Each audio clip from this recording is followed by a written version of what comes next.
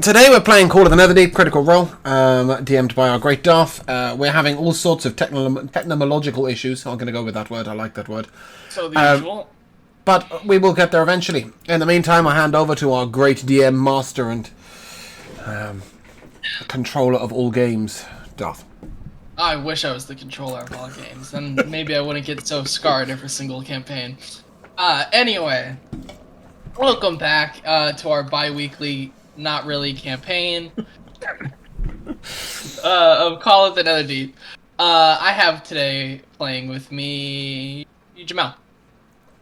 Greetings. I am Unit 2B01, your personal assistant artifice bot. How may I be of help today? I have James. I'm playing Xylus Dawnbringer.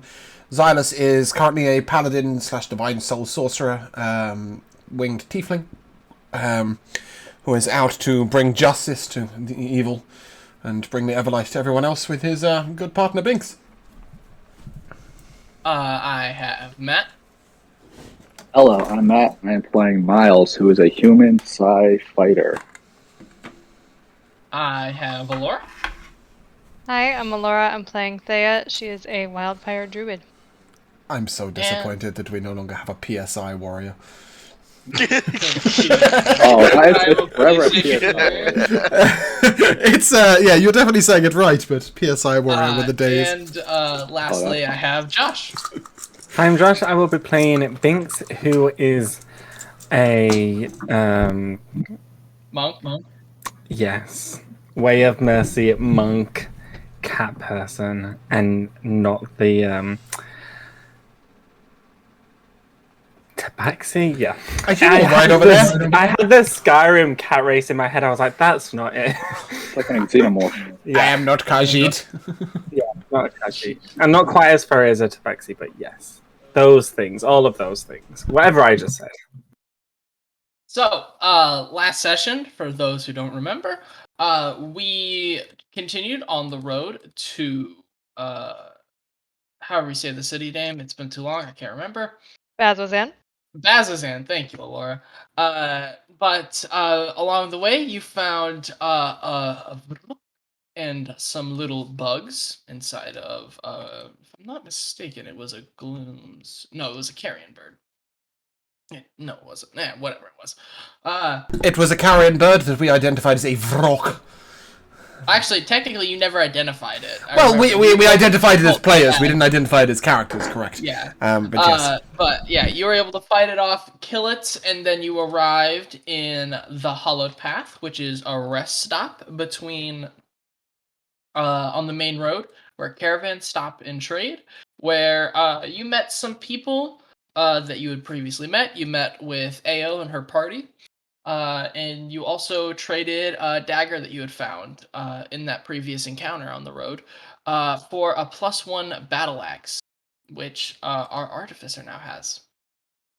But we continue in the morning. I just realized there was no music playing. Yeah, whatever. Sure. Alright.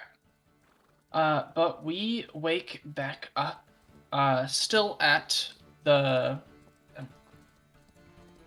Emerald Loop. That's the name of the pass.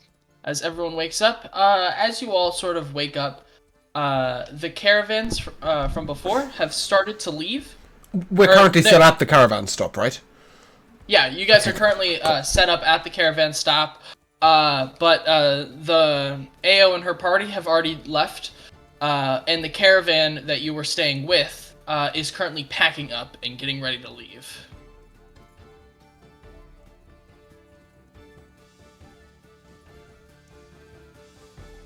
Is there anything the party would like to do before you get back on the road? Out of curiosity, did we hear where the caravan's headed next? They're going the opposite way of you guys. They're heading. So they're going back to where we came from, essentially. Yeah, they're heading to Giago. I like to think that that Xylus and Binks are currently spooning. Xylus being the little spoon. I'm sorry, I've lost the campaign notes. Carry on as you are. I am definitely the small spoon, yes. But just like last night, where's everyone's names again? Hold on. Thea, you see that the dryads that if you remember are the guardians of the stop. You sort of see them waving off just the travelers who are leaving, as well as it seems like clearing out, if that makes sense, or cleaning up the area, like hotel staff after you leave after like a person leaves the room. They're starting to sort of clean up, tidy up a little bit, and they generally are just messing around.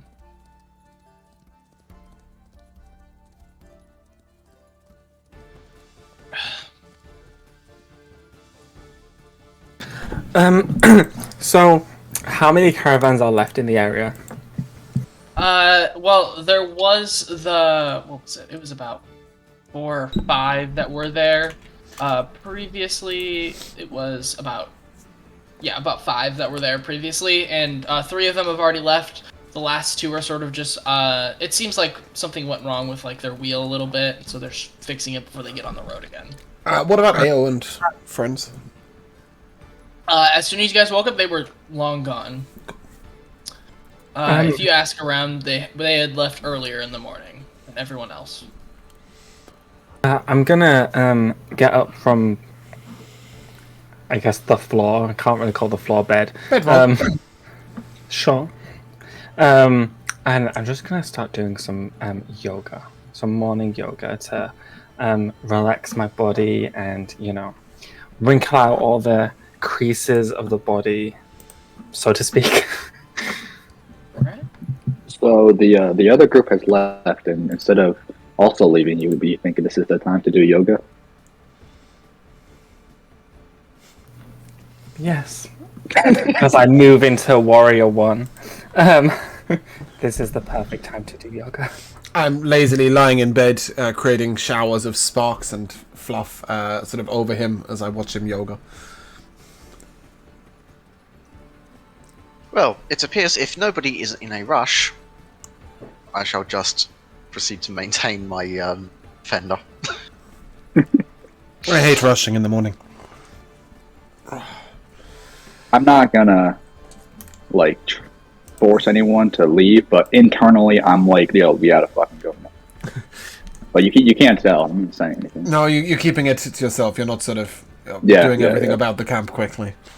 I'll sort of roll on out of bed and look around and see who's doing what apart from Binks and well, I suppose we'd better get on with our journey again.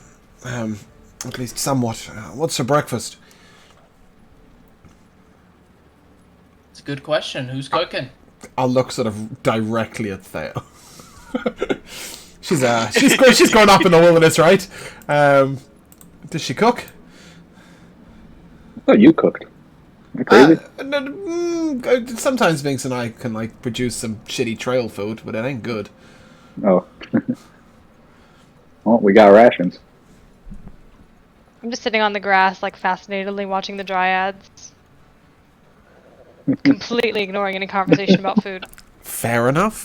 Yeah, I'll sort of begrudgingly open the pack and take out a couple of rations. I'll toss one to Binks and grab the other and sort of unwillingly take a little bite. And I'll prestidigitation it to make it taste a bit better and carry on.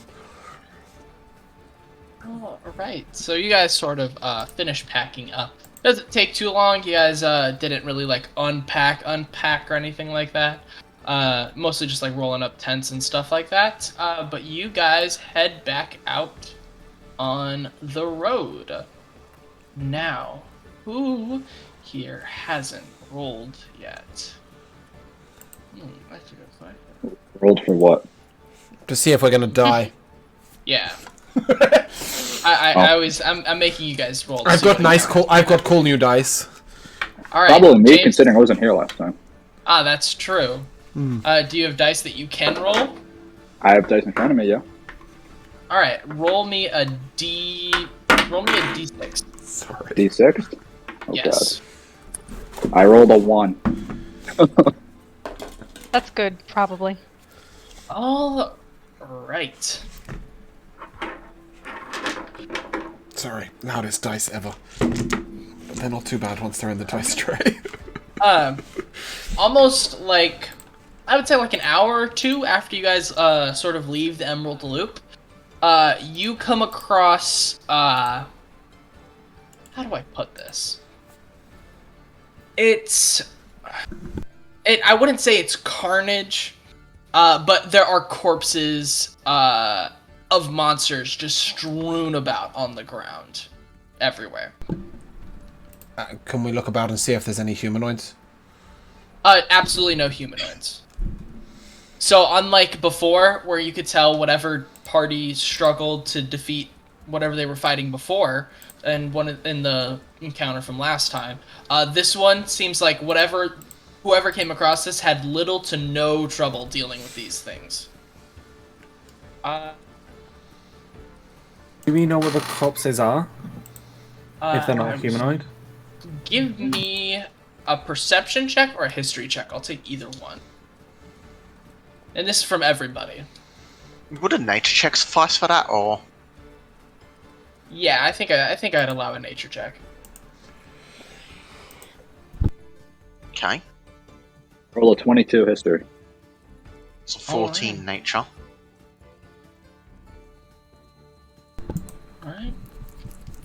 Alright. Did Binks and Xylus want to try and figure out what it is? Binks got distracted by a passing butterfly. I saw that okay. too. It was beautiful, wasn't it? Yeah, it sure was. Wings are magnificent. Yeah, I rolled a nat one, shit, I so... Xylus isn't great at any of that sort of stuff, unless there seems to be any religious connotations or... Yeah, actually, give me a religion check. or somebody's threatening. Just to double check, is the dice landing in the dice tray like deafening for you guys, or is it quite alright? No, it's totally fine. I mean, I can Great. hear it, but it's not. But it's not like, okay. Cool. loud. Because I rolled on the desk yesterday, and it sounded loud. like that. Yeah. Okay, So I'll admit that's satisfying, but it's also loud. yeah, that's a 12 for religion. Nothing special. All right. Yeah. So, Toby and Miles, you're able to sort of gather and suffice what these things are. There are about 3 of them on the ground. There are Gloom Stalkers. But they're in pieces, right? They're not in pieces, but it seems like if anything, they got the shit kicked out of them, to say the Because least. you said there was about 3. That kind of implies that there might be 3, there might be more, there might be less, but they're so strewn about we just cannot tell how many there actually but are. you also have to remember that this is like a battlefield where things Right. could be like completely charred and you just can't tell and stuff like that. Especially since you rolled the lower, Miles would be able to see that there's only 3. Right, okay. Fair. What is a Gloom Stalker? A Gloom Stalker. Here, I'm pretty sure you guys have come across this, if I'm not mistaken. Here. Sort of there. That's what a Gloom Stalker is. Oh, it's those. Interesting. Yeah. Am I Sort able of to get discern that these may be from somewhere that is not here? Like, almost like they don't belong to this area? Because that does not look like a natural beast, right? Is it a natural beast to this area? Do we know? No one here is familiar enough with the area to know. Miles, you would know, with your nature check, that just the natural beasts have been getting sort of contorted lately, but also some unnatural creatures have also started to lay into the land a little bit. So while in normal times it might Sorry, I got very distracted. Hey, listen, I know how to choose music, okay? It's cool, it's great. It caught me by surprise. Sorry, so you were saying the normal beasts got contorted by forces external? Yeah. I'll sort of turn to Miles, if you don't mind, and just sort of, you said you're from nearby, right? Are the creatures around here always like this? Not that I remember of. This doesn't seem very natural at all. I was Doesn't gonna seem natural say to anywhere, does it? Sorry. You go on, all Beth. do know that like more monstrous creatures have sort of just started to come more about. That's why like caravans have been traveling in so much bigger packs with more and more protection, just because it's been getting more and more dangerous to travel the roads because of bandits, but more importantly the monsters. More signs of the roads and times getting strange around here. We need to have our guards up at all times. What is everyone's passive investigation? Binks, don't say anything because you're looking at butterflies. Non-existent. Mine's a 16. Good. 16. Alright, then yeah. Both Toby and Miles, just sort of as you're sort of like looking over this, looking and trying to get a discern of it, you see a glint of something shiny near one of them. What is this object? Do you want to go pick it up? I would like to investigate much closer, yes. Alright, as you sort of go towards one of the Gloom Stalkers, and you just get closer to it, it's been like cut up, it's been slashed, there are like arrows in it. It seems like it really like lost this fight. But on the ground you find a ring. And if you want to give me an insight or give me a history check. I'll also allow Miles to do it, just because he's the only other person who noticed. Oh my, that is a natural 20 history check. Ooh, I ain't even rolling. Nice. Alright, yeah, you don't even need to. You know you recognize this ring. You recognize it really well. You just saw this ring last night. This is Irvin Wastewalker, part of Ao's party. This is his ring. Ooh. And I'll just say, with that natural 20, and sort of all of the previous rolls from before, no bodies around, but there was sign of heavy conflict, as you previously already knew. But you can tell that the party that came across this is most likely Ao's party. Can I search on the ground to see if Irvin's finger is anywhere? I'll say for free, you're not gonna find his finger. If anything, it just seems like, as a fighter, and I would say you have a natural sort of sense that you look at the scene for a little bit, and you're able to sort of picture it in your head. It just seems like, if anything, he was just going so fast and like got a little bit reckless, and it just slipped off, and he didn't even notice. I see. I think you should hold on to that, Toby. We can give it back to him when we see him. I agree. If we have the fortune of meeting this person again anytime soon, then it would be convenient to deliver this in person. Otherwise, we should maybe arrange for this to be sent. Considering they're clearing the way for us, we should hope that we catch up with them at some point. That was the If they agreement do we all made the- with them, right? Well, if they do all the work and we just walk through. Not a bad plan.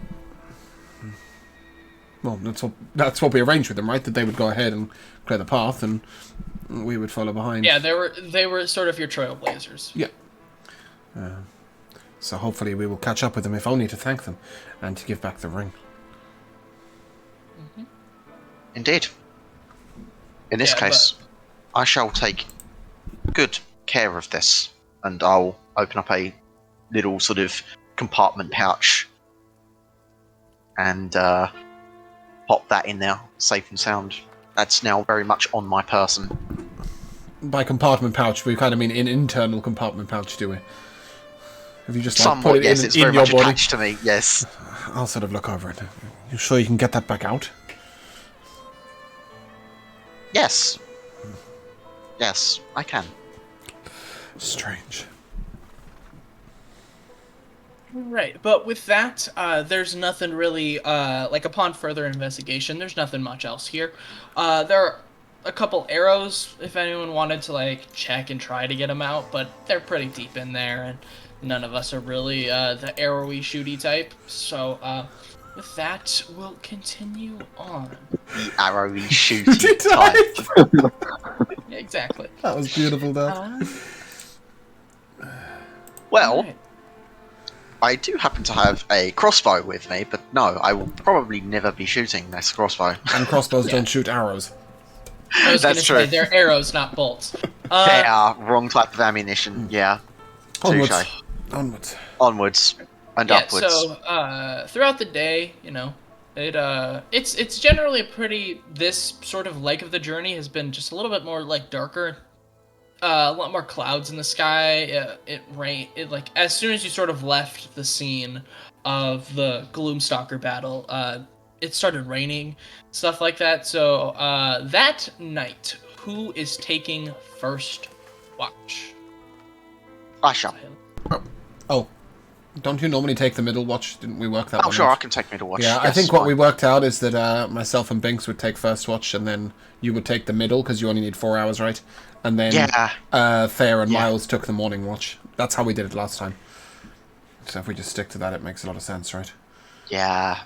Also, Zydus likes late nights and doesn't like early mornings. Thanks. So I'll keep watch with Binks, basically. Okay. So we're sort of sitting there, and everybody's... I'm assuming everybody else has gone to bed or is in their resting mode, etc.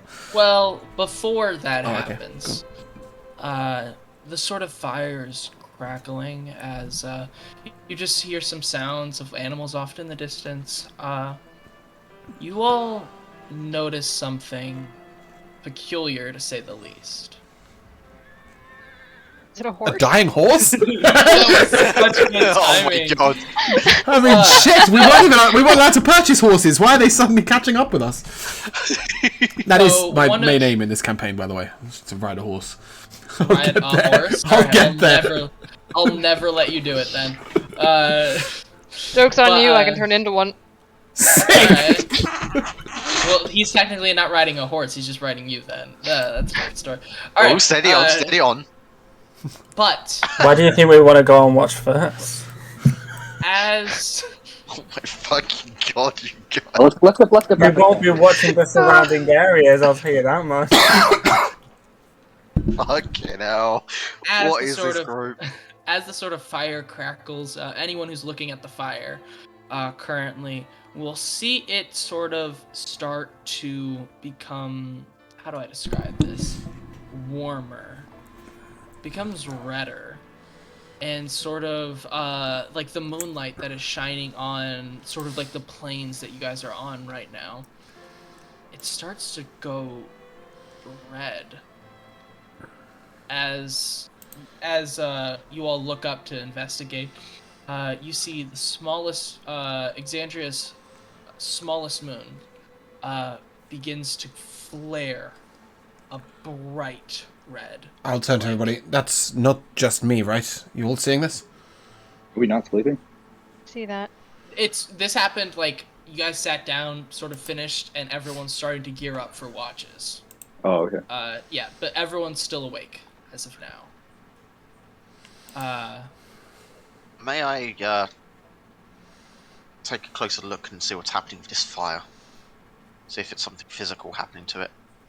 I'll tell you for free, nothing is happening to the fire. It is just the moon, one of the moons is turning, like I said, that bright blood-like red. And as its moonlight is shining down sort of on the plains, it's making everything a warmer color. I see. The smaller one is Ruidus. Yeah? Yes. Okay. Is this a natural cycle of the moon, or is this some kind of... If you don't know, Aberration we going sure on as right hell now. don't know. I was just wondering if I feel like this had been heard of in history before, and I'll say that if you want to roll history, anyone who's super attuned with the sort of like with nature or any sort of like astrological sort of knowledge, or if you're just really really old. So I'll allow Toby to roll since he's a robot. With this happening, what's the atmosphere like? Is it tense, or is it like a calming atmosphere.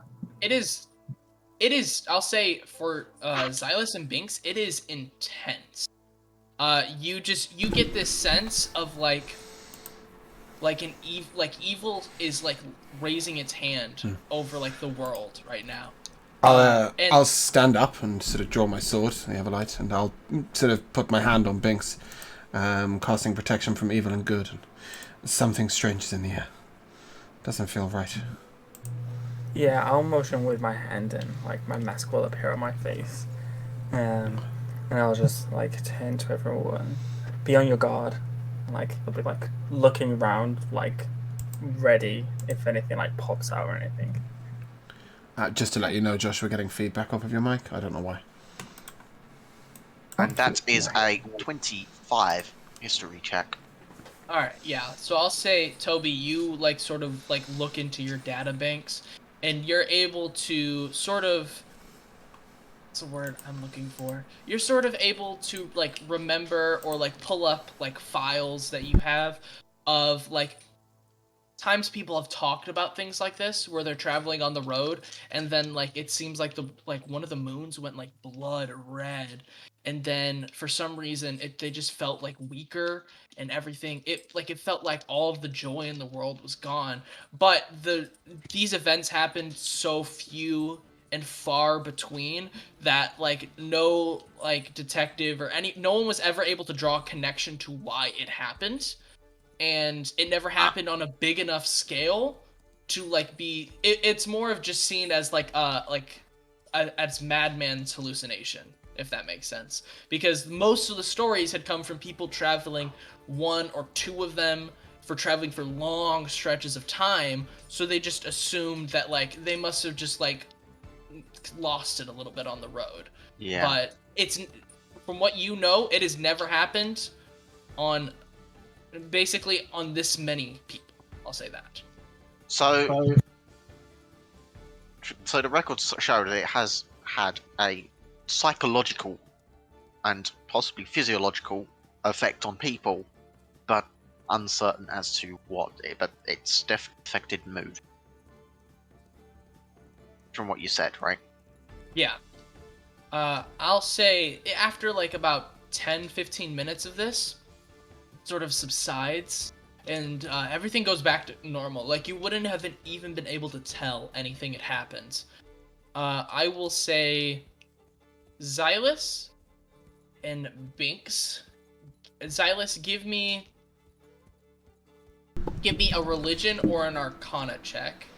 And Binks, I'll say give me just a straight wisdom check. I'll say that. I don't really do Arcana. I'm not. Let you use your spellcasting I don't study it. For this. Yeah. So no. I'm just gonna roll religion because I'm proficient in religion.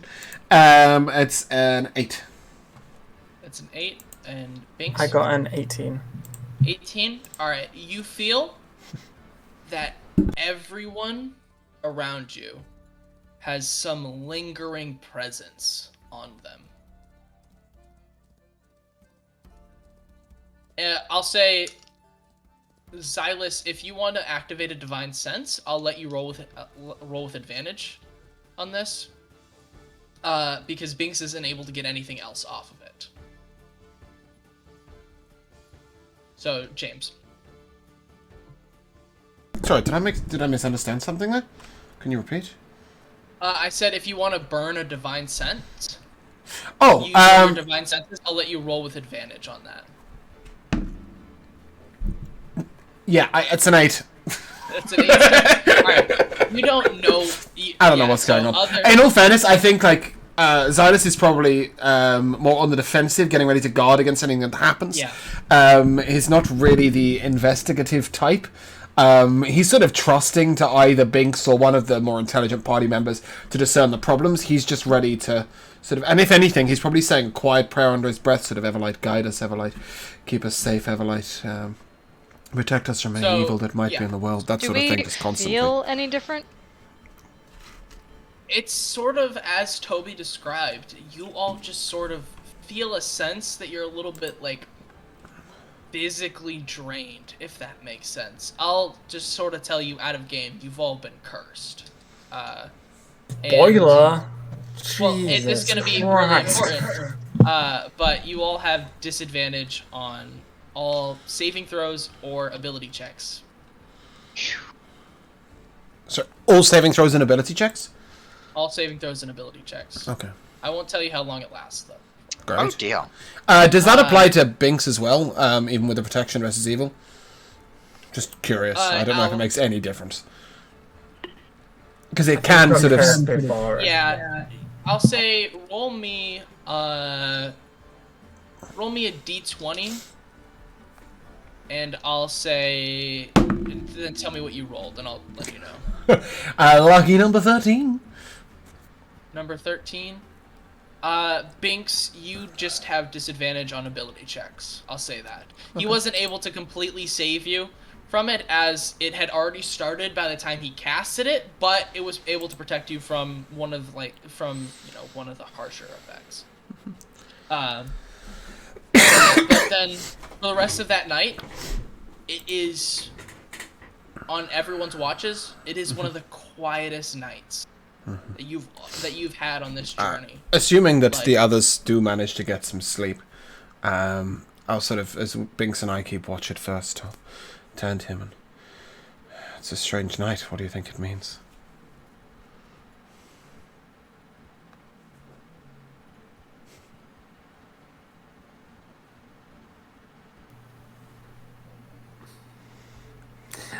Binks is kind of like looking off in the distance, and then he'll turn to Xylus and say, I think it means that we're on the right path.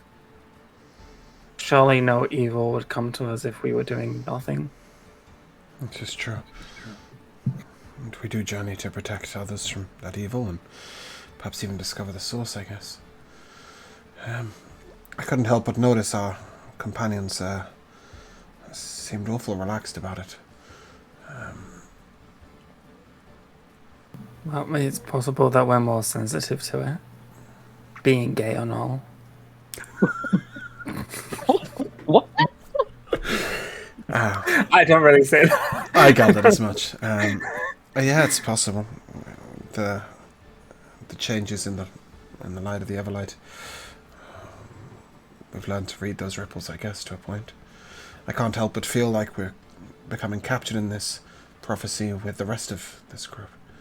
You know, they must all have a purpose. Though, I'll be honest, discerning Miles is a job for somebody far more perceptive than me. Our destined heroes has a nice ring to it. Until they die on the road. This can't be a safe journey. Well, no hero has a safe journey. I'll settle for having a good adventure and coming out at the end of it. Hero sounds... I don't know. We're not going to be heroes, surely. Why not? Well, if we are, it'll only be because the Everlight has channeled herself through us. Heroes are mighty warriors and grand wizards. I can see it now. Xylus, the hero of the Everlights. Light? It's a working title. Yes, it's a title that could use some work, that's for sure. Well, I have to say it might be a strange group, but I'm getting somewhat used to their company and their comforts. Oh. If you want to get some sleep, I'll finish up the watch before coming and joining you. Need you rested for the morning. This light can't bode well for tomorrow. Don't say it. Don't. You don't need to. Idiot. All right, with that, in the morning. I'm gonna put my hand on his face, and then I'm gonna be like, "Don't wait." Shut up. all right, but yeah, so that that night, nothing happens, but you do feel a sense of eeriness and unease.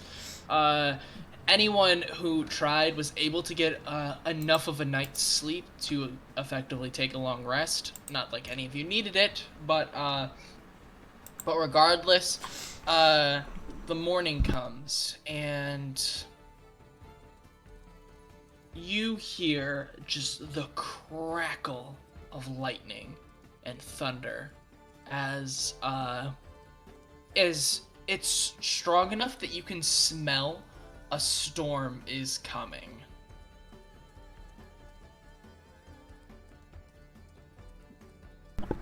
And I'll let Matt roll me a d4. D4, oh no. The odds are getting ever less in our favour. I rolled a 1. Hopefully that's not a lightning strike to my face. Alright, Matt died. No. So after like a couple hours, and again, you all still feel that sort of physical. It feels like if you had like weights on your legs, as you're just being. It feels like you're just being like slowed and pulled down by whatever happened last night. You come across a certain. How do I describe this? You come across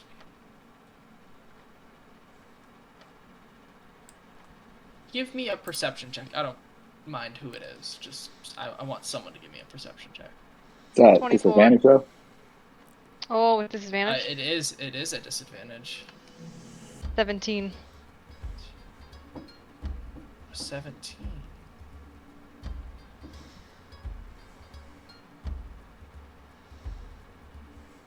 Alright. You're able to see something out in the distance.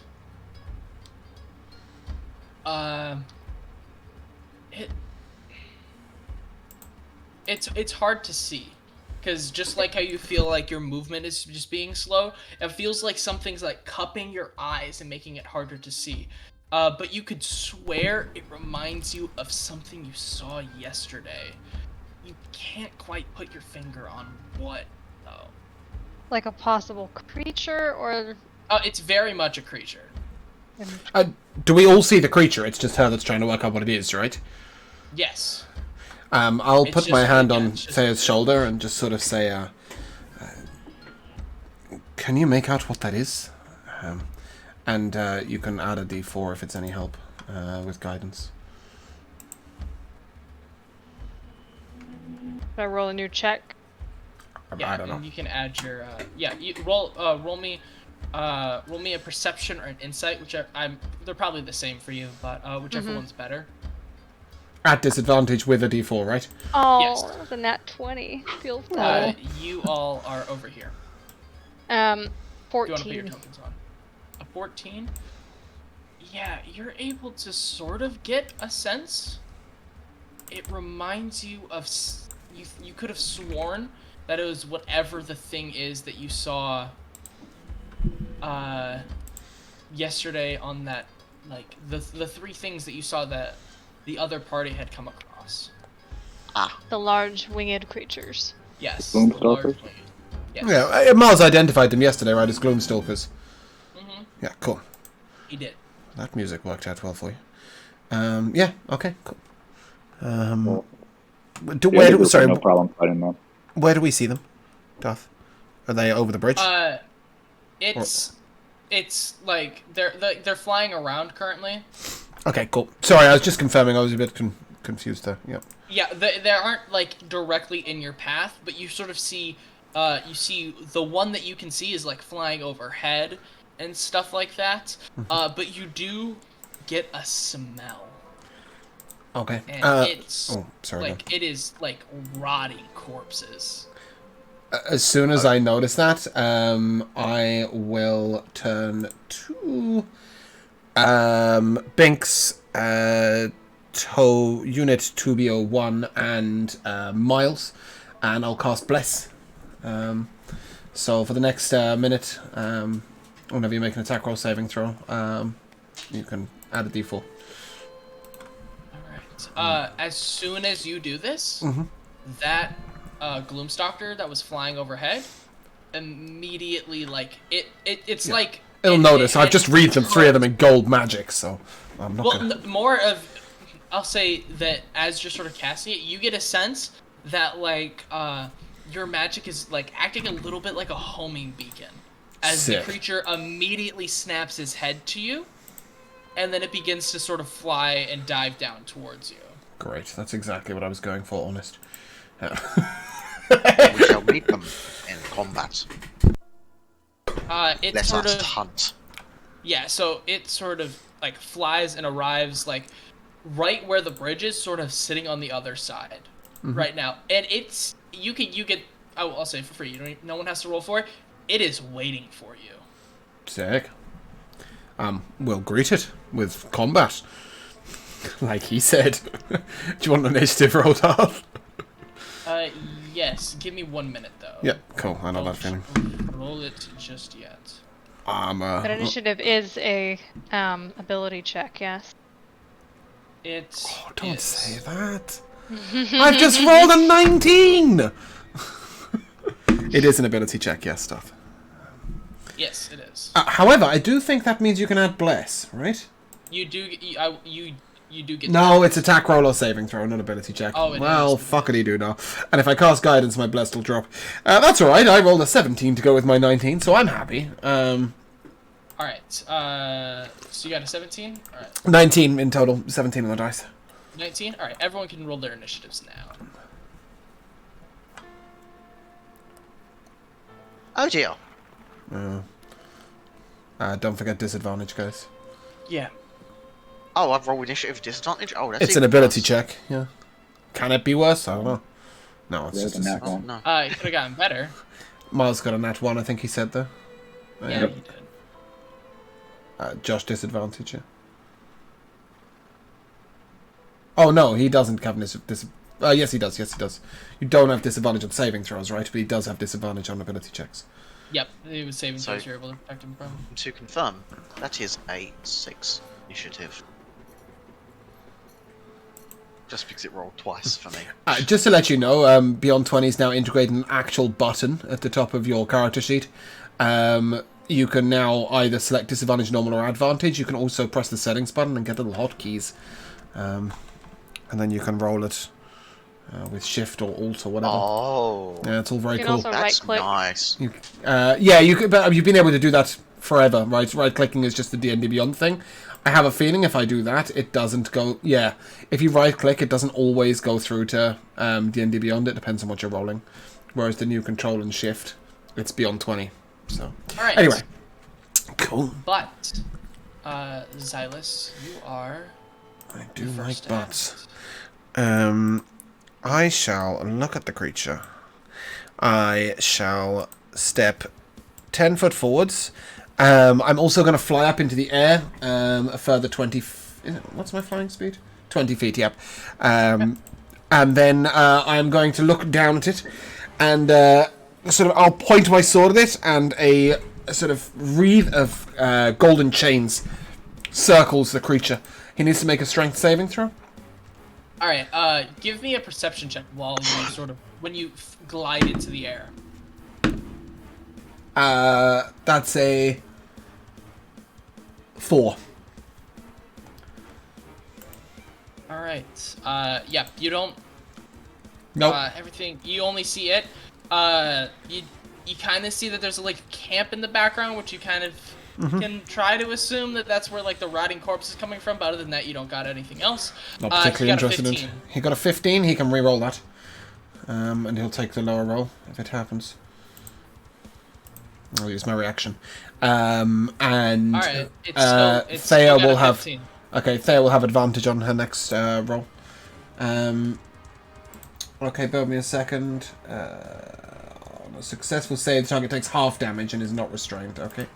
So it will take 5 radiant damage, but it is not restrained as 15 is my DC. Alright. As soon as so you said like chains come around it and sort of Yeah. start to restrain it. You get, as soon as the chains sort of burst out of the ground and start to grab at it, you get this, like, you see like smoke searing its like skin as it breaks free. But from what you can tell, it still took full damage. Okay. And I shall then use my sorcery points to regain my spell slot. And that's it. That's me done. Alright. Binks, you are up next. Wow, really? With an 11? Jesus. A disadvantage, really. Sucker punched us. Let's see. Oh, man. Get one step away. Oh. Can't you bonus action dash? Yeah, you could bonus action Step of the Wind to get over there. Yeah, but why would you want to? Yeah, that's key point. Limited resource. True. Yeah. I guess I'll stand on this end, and I'll wait for him. Alright, give me a perception check with disadvantage, because, you know, cursed stuff.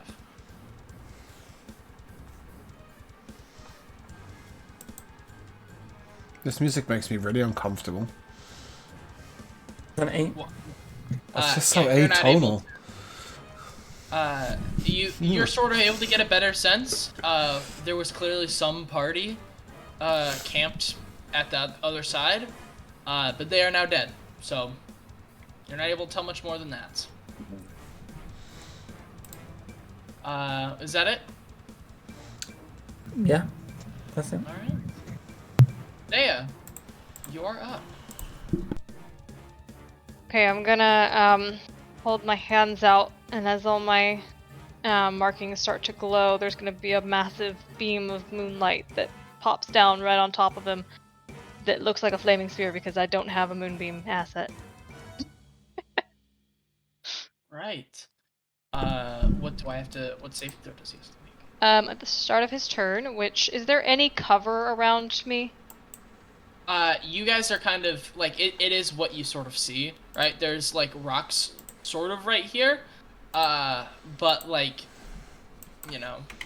Yeah. Like, it would provide you, like, half cover, but you get the sense if it wanted to get you, it could get you. Yeah. I will sort of just duck around there just to have a little bit of something. And that'll be the end of my turn. So then on the start of his, it's a con save. Con save? Alright, I'll say, give me a perception check rolling straight because of, what's his name? James, Silas. You have advantage on your... Well, it's Yep. No, it's an advantage on your next saving throw or attack roll. Yeah, but I have disadvantage. No, as in it's a saving throw or attack roll, so you'll just keep the advantage for a later date. So yeah, so So it's still you have to roll- disadvantage. Yeah, so just roll it at disadvantage. Okay, 16. 16? You aren't able to see anything, but you hear something. You're not able to tell what it is, but from the sounds of it, you think something might be in that pit. Binks, I would be very careful over there. With that, Binks is ready to do his best Gandalf impression over here. Oh dear. and with that, it moves to the Gloom Stalker, and he needs to make a con save, you said? Yeah. What is the save? 14 con. Alright, he got an 18. So he takes 12 radiant damage. Alright, and once again... Oh, I Shit. don't think it matters. I'm just Sorry. saying that a shape changer makes it saving throw at disadvantage. No, it doesn't. That's okay. I just wanted to have it out there. Sorry, guys, just accidentally left Discord. I'm good now. It's so you sort of see it as the moonlight comes comes down, rather than like the sort of like natural moonlight that you're used to, it is the same red hue from last night. I As was it gonna sort of test that. beams down, and it hits him, and it seems like it's hard to tell because like you aren't able to, metagame, you're not able to tell what damage type it was, but it seems like he took full damage. But at the same time, you're unsure. He may or may not have taken full damage. Great. Yes. That's so basically you've told us nothing. Thanks. Exactly. I just want to inform you, I have no information for you. But sort of, as Binks sort of starts to like come closer to it, or not come closer to it, but it like you came to the bridge, it sort of started to its like claws are sort of at like the bridge as it was sort of like creasing them back a little bit, and then as soon as it does, he like the red moonlight sort of envelops him as he briefly disappears, and then Binks, he reappears. He appears directly behind you. If I had a nickel. Darth, just to let you know, when that issue's happening, you can click on Moonbeam and then right-click and say to back. Yeah. And that'll put it behind everything. Well, it was still gone out of it, so it doesn't matter. Mm-hmm. Cool. Hold on. Why did the music stop? Because it finished. Well, no, I have it set so it's supposed to keep repeating. Yeah, but it's not nice music.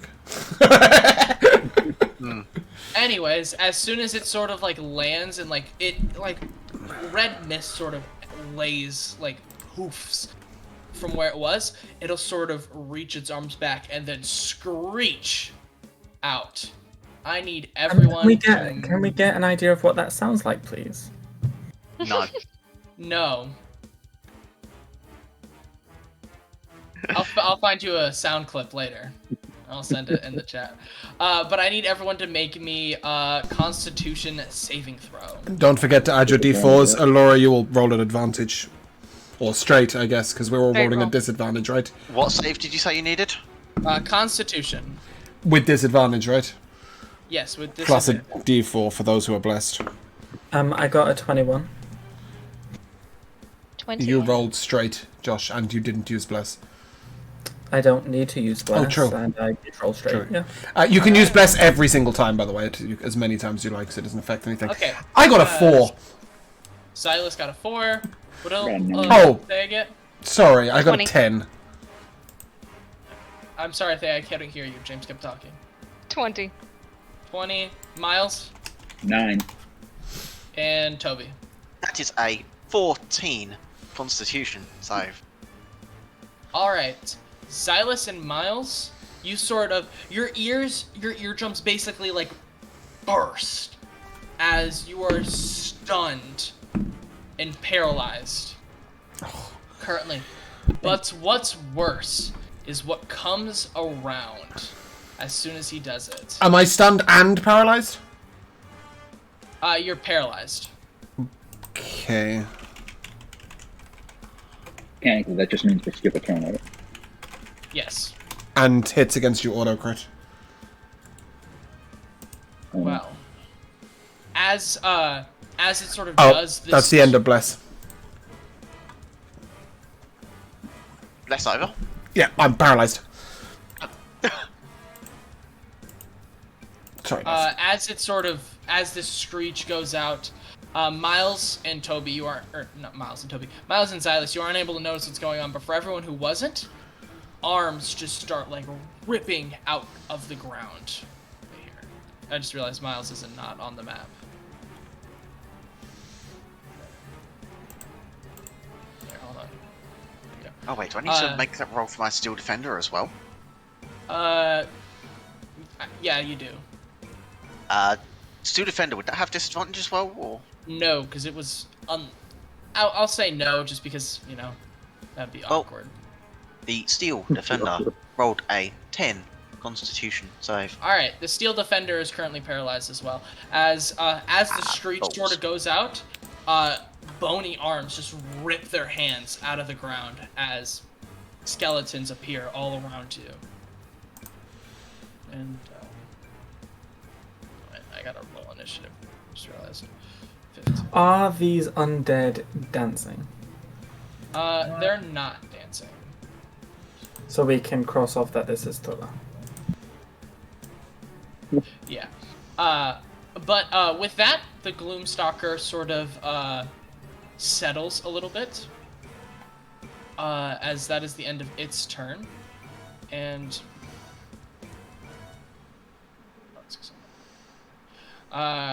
we move to Toby. Okay. Quick field check. Who's paralyzed? Me.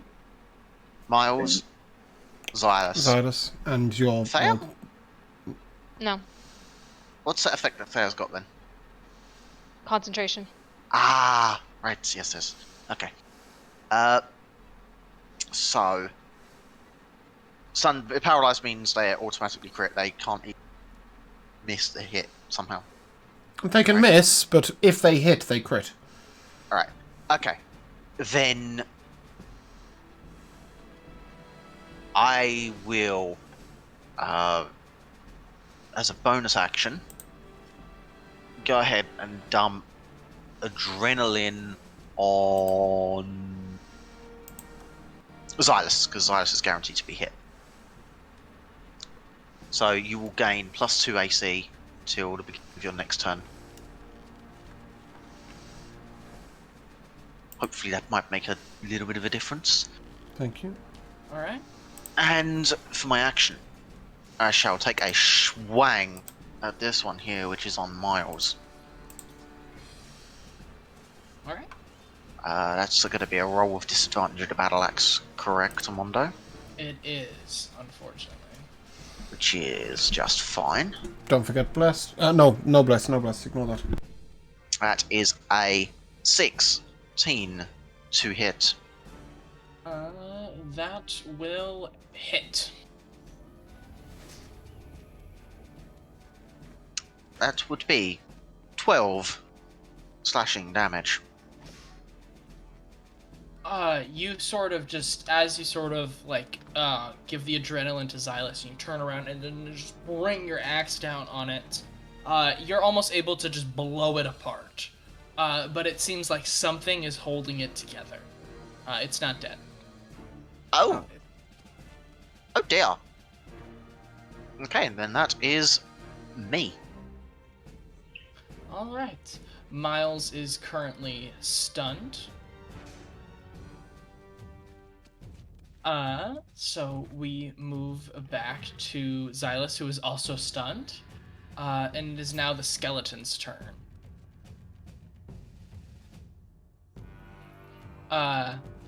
As each of the skeletons will attack whatever is closest to it. So one will attempt to hit Xylus.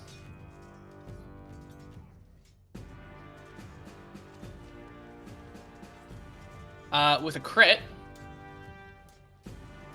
Yeah, I mean, it'll crit anyway if it hits, so... Well, no, it was a nat 20. So. Yeah, but it would have crit anyway, so it doesn't matter. It's a good time for nat 20. Quadruple crit. Oh yeah, I forgot I gotta roll too. Oh, shit. Alright, you know what? Alright. That is... what is that? 9 damage. As the sort of skeleton, it just rips itself, pulls itself out of the ground, and it takes its sword as it just, like, rams it into your chest, and it's sort of just, like, pushing it in. Then one of them will swing for Thea. Sorry, Joth, the only thing I didn't hear in there was the damage. That was 9. Sorry, I didn't get that. I was like, I got everything else, that's not the number. Thea, that is 18. Yeah, that hits. Alright. 5 damage as it sort of comes, it seems a little bit more like clumsy, it's like missing one of its arms, as it just comes up and slices just into like your shoulder, as that blood just starts to spurt out. I drop concentration. Alright. 5 damage. Then Toby, the skeleton that you attacked will attempt to swing back at you. Okay. Does a 22 hit you? Yes. I feel like James. Very much. As you went to swing and like just almost completely like blew it up with the amount of damage you did, it sort of just like calmly brings itself back together, takes its sword, and then just like swings and batters into you as like circuitry and sparks are starting to fly out, and you take 5 damage. And then the last Little skeleton. more than superficial plating damage. And then the other one that is currently that one, basically, will attempt to attack you from behind. Does a 13 hit you? No. Yeah, I figured it wouldn't. But with that, we move now officially to Binks. His turn. I'll say, Binks, one more time, give me a perception roll with disadvantage.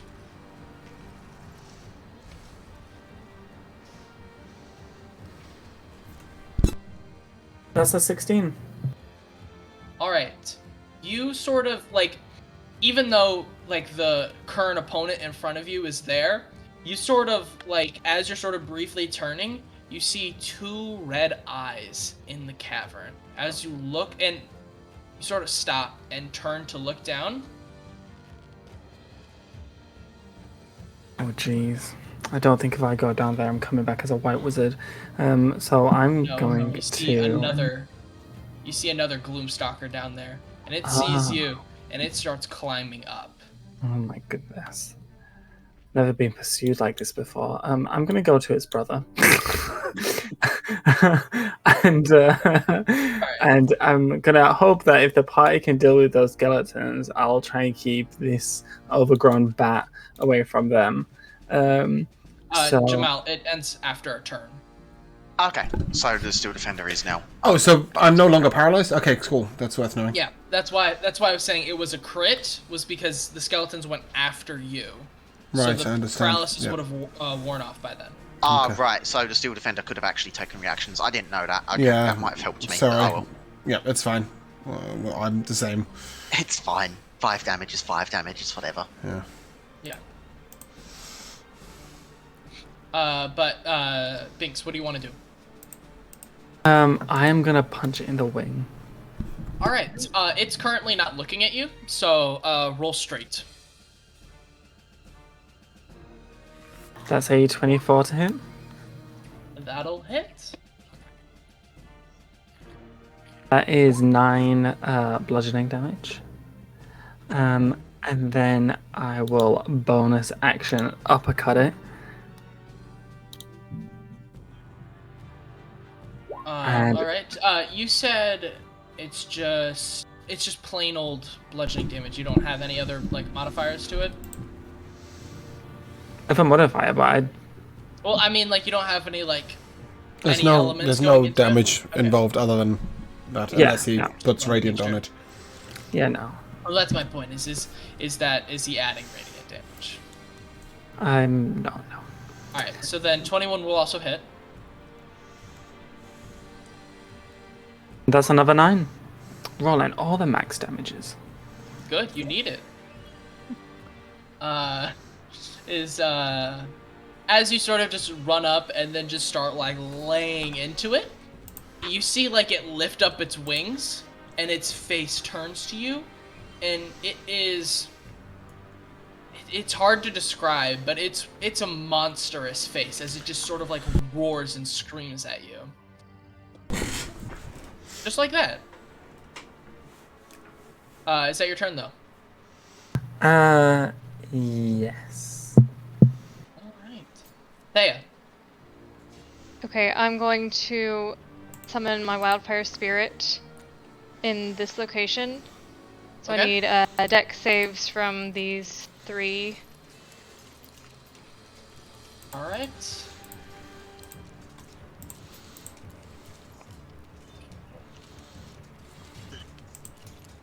That is a 15 and a 19 from the 2 skeletons.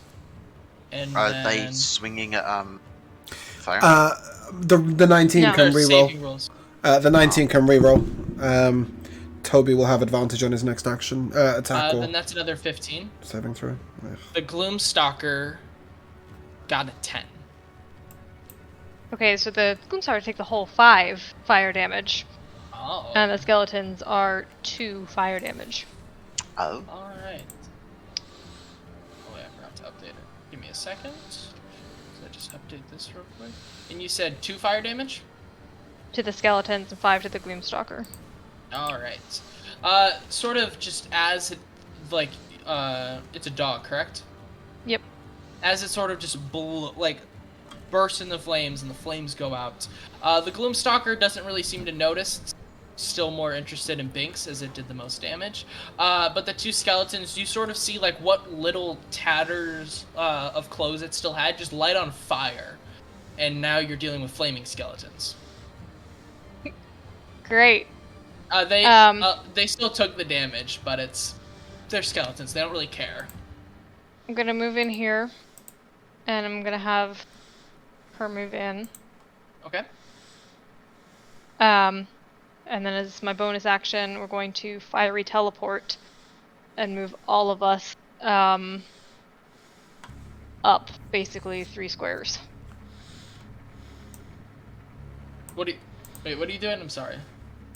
You can teleport all of us up 3 squares, Okay. 15 feet away. And these That's 2. everyone, right? Every ally or just everyone? Yes, not the steel defender, but Miles and Toby. So that, basically.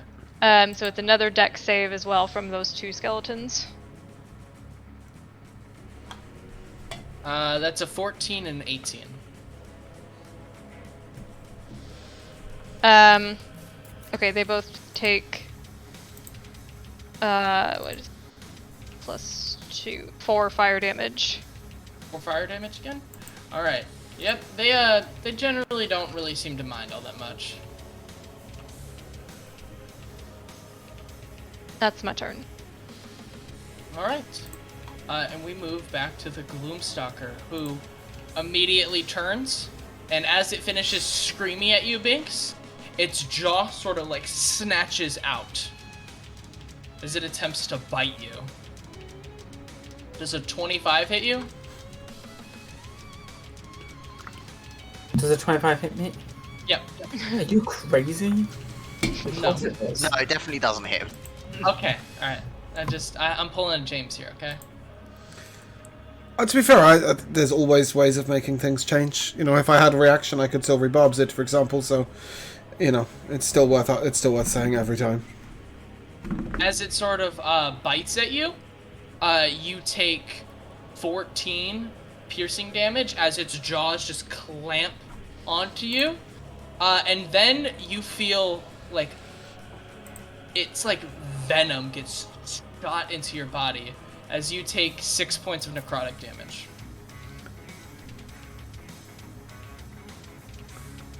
Is this guy fucking around?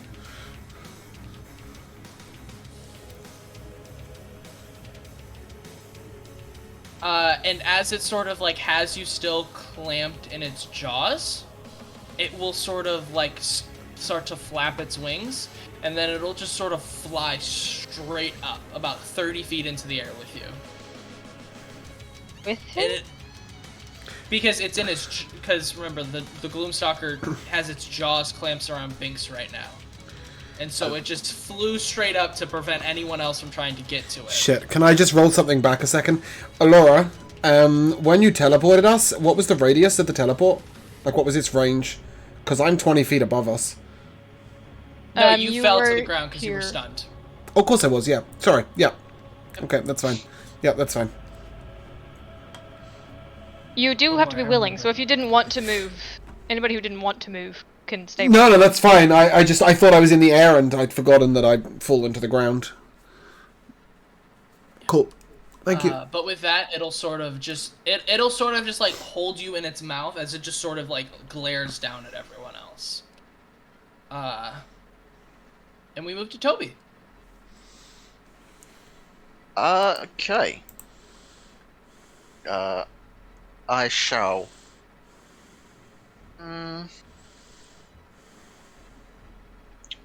First of all, issue a command to my Steel Defender. The Steel Defender will take a swipe at this thing as it spins round.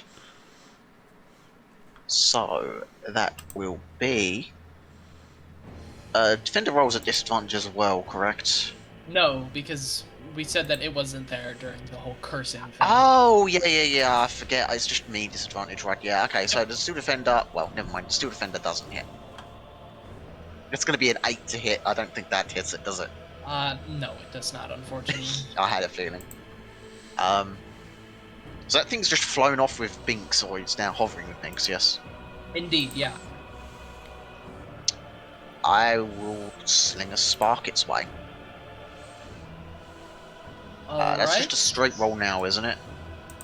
I get... James said I get advantage for some reason on my next hit, right? Yep. Silvery Bubs. Yeah. Okay. We don't have disadvantage on attack rolls, do we? There's ability. It was saving throws and ability checks. Neither of those are an attack roll. Oh, I rolled my last battle axe with disadvantage. Okay. No, you're rolling with advantage now. Yeah, okay. Spark with advantage. That is a 13 to hit. A 13 Isn't it a to hit the Gloom Stalker? Yes. That won't hit. As your magic sort of just like spitters out as it like attempts to get up there. I don't know how the fuck that rolled. Isn't that a bad. 16, Jamal? It said 13 on D&D Beyond. Okay, no, yeah, 16 then. Then that will hit. D&D Beyond's dice is buggy, but apparently Roll20's isn't. Weird. That is a And little that- bit weird. Is 6 lightning damage. Alright. It is going to make a check now.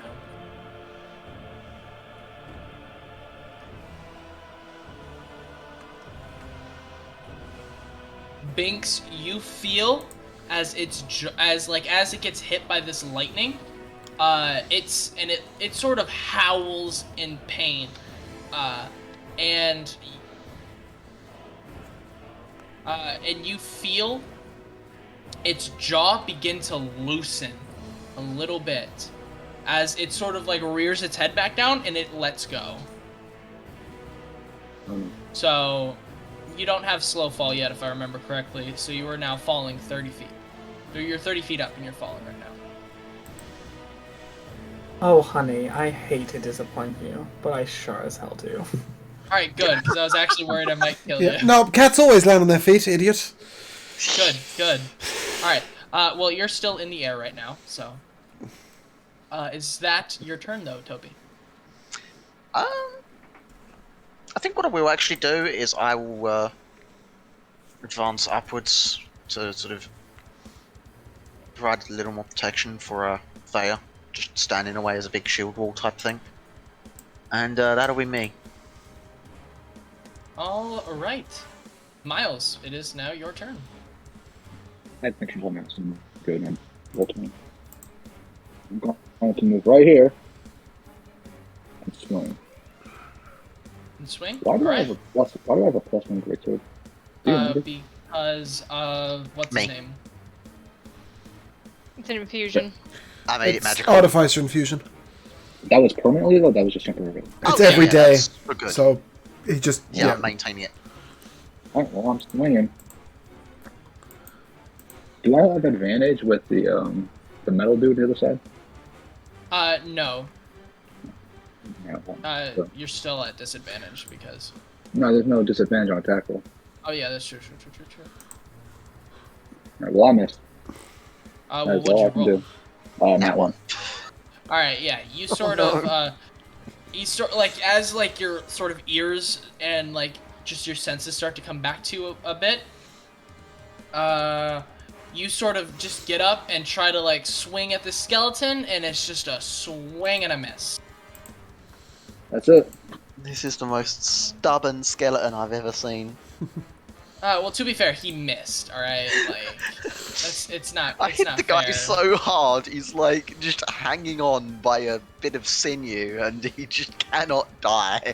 The steel Can we defender move missed, he missed. Oh no. Back to Xylus. Am I able to fly up to this? Well, it's 15 feet, right? Away, and it's 20 feet up, so I'm just going to go diagonal to it, right? It's 30 feet up. Okay. I have 30 feet of flying speed, so that's up to you how you roll the diagonal flight. I would say you're not able to get like on its level. You'll be like a little bit under it. I don't care if I'm under it or above it. Can I hit it with a sword? I mean, by technicality, 30 feet is the same, right? Yeah. By logic, but yeah, that doesn't necessarily translate to D&D, so... Yeah, I I'll don't say... Hold up. I'll It's say- 15 feet in the air, yeah? 30 feet in the air, yeah? Yeah. Yeah. Right, let me just, Let me just do some math real quick. yeah, Pull let out me the just... old Pythagorean theorem. Yeah, trigonometry right here.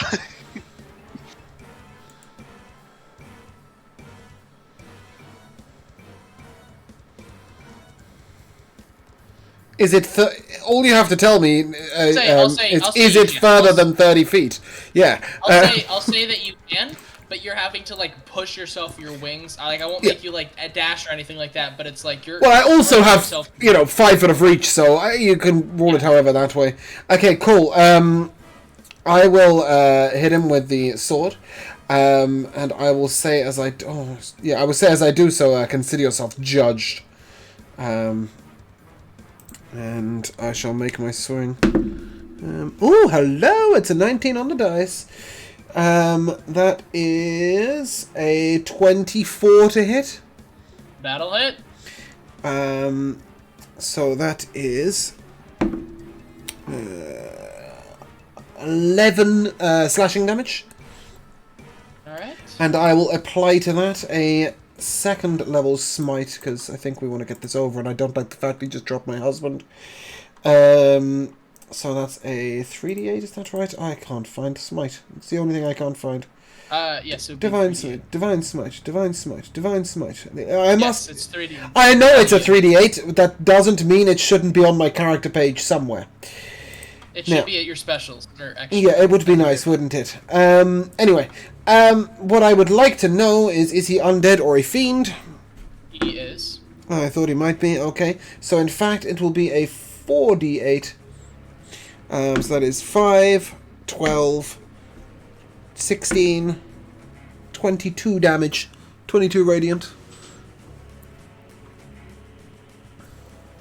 Alright, as you sort of like swing into it and bring the hammer down onto it, it seems like it braced itself, if that makes sense, and it sort of is able to stave off a little bit, as it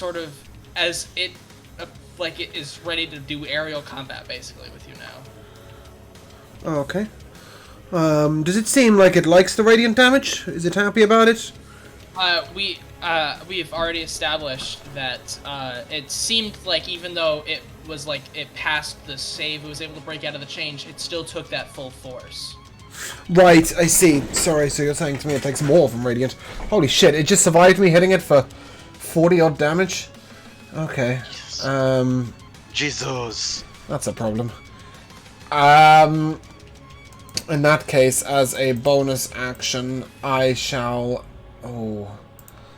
Yeah, how's Binks looking? He's got 11 health left. Oh, thanks. Real descriptive. That's pretty accurate. I'll reach out with my hand and I'll coat him in a silver and gold shield.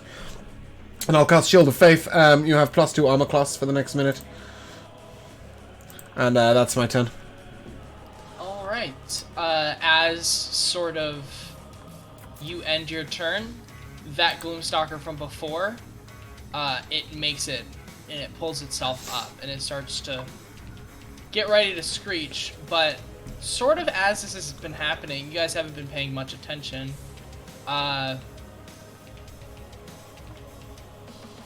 and her party appear, and sort of like you like immediately you're able to tell lots of commotion as it seems like they're trying to draw the other one, and it'll sort of like do the salty thing where it turns its head and it sort of goes over to mess with them, basically. But we return now to the skeletons. As the one skeleton who refuses to die will sort of swing at Miles. Missing completely though. It seems like it's on death's door, and it's just like, put me out of my misery, please. Then the one by Toby will attempt to swing at it as well, or well, technically. That's a 21. Wow. That hits. All right.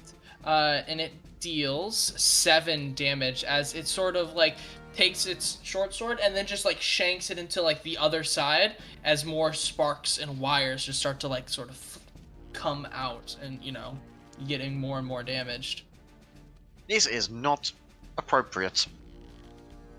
This skeleton will sort of run up at Thea, and it'll sort of like launch himself at Thea, attempting to stab her. The steel defender will react to that disadvantage on that attack. Well, it already basically flew past and missed. It lands like just short. It doesn't hit her whatsoever. Okay. But the skeleton next to the steel defender is going to attempt to hit it from behind. Wow. Missing completely, though, as it seems the steel defender lives up to his name. As we move to Binks. Okay, so, am I on the ground now? I'll say, you're, about, 5 feet above. Jeez, what is taking me so long? Did you fall instantly? Shouldn't Well, no, I he have? started to fall. It wasn't like he threw you down. It was, basically he just, let you go. Remember, it's each You're the round's one who got said you 2 have slow fall, right? Yeah, but it doesn't actually slow the fall. It just reduces the damage. In that case, Stealth, the fall is almost instant. It lasts Alright, about a second. you hit the ground. Then Bye. land. Do I? Well, do I no, if take that's any the case, damage? then you wouldn't have been able to. Then you wouldn't have been able to cast Shield of Faith on him Why? if he wasn't. Because you were in the air and he's not. So?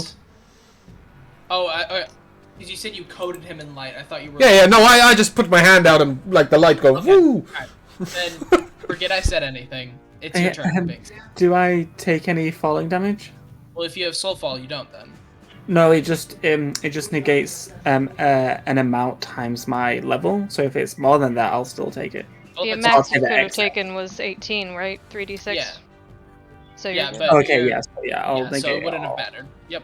I'll land superhero style, and You're gonna then jump up and fight I just bounce straight back up. No one lets go of me. No, I'll go over here and I'll punch this guy in the face. All right. Go ahead. That's a 9 to hit. Yep. You're a bit dazed from getting almost chomped completely through. But yeah, that'll miss. Cool. And then I'll go over here and I'll attack. This guy's the one that's about to die, right? Yep. Okay, The one who refuses to die. Yep. I'll kick him in the jaw. That's 24 to hit. That will hit. As you sort of just run up, he just Take basically the head bursts into clean bones. off. Yeah, he just the head goes flying off as the bones just. The skeleton's clatter to dead? ground. Yeah. Way! We did something. One skeleton down. That guy was a That'll bastard. end my turn. All right, Thea. Okay, my wildfire spirit will fling some fire at this guy. All right. Should have had that page pulled up for the to hit, which is +6, 17 to hit. That'll hit. For 7 fire damage. Because you're a wildfire spirit, is like a wolf and it throws fire at people, I just always like picture it as a Pokemon. I mean, it's sort of like the flick of the tail and like a fireball that like was dripping off the end of her tail, just sort of just flings off. Yeah, as it just sort of like flicks it up, the skeleton just gets hit, and it's just cremated, and all that's left is ash and bone marrow. Awesome. I will move back here. And I will replace Moonbeam here. All right. And it goes up 40 feet. Like so you're pointing it up, or it's like a 40 feet down. It's a column of 40 feet. Okay. All right. I just wanted to make sure because I was gonna say you're not gonna hit the skeleton then, but yeah. All right. It's a column. Is that your turn? Yes. All right, and we move to the Gloom Stalker. Constitution saving throw, correct? Yes. It got a 14. Okay, well it saved, but it was a good roll. So 8 radiant damage. All right. You see, as sort of you just like bring down this beam on top of it, it just sort of batters into it. As Xylus, it was a little bit above you. It's pushed a little bit onto your level. But as it's sort of going down, it's like. Does it look hurt? It's on death's door. Oh, okay. I didn't even realize it was wounded yet. Cool, got it. Yeah, we've battled it. But yeah, it'll attempt to snap at you.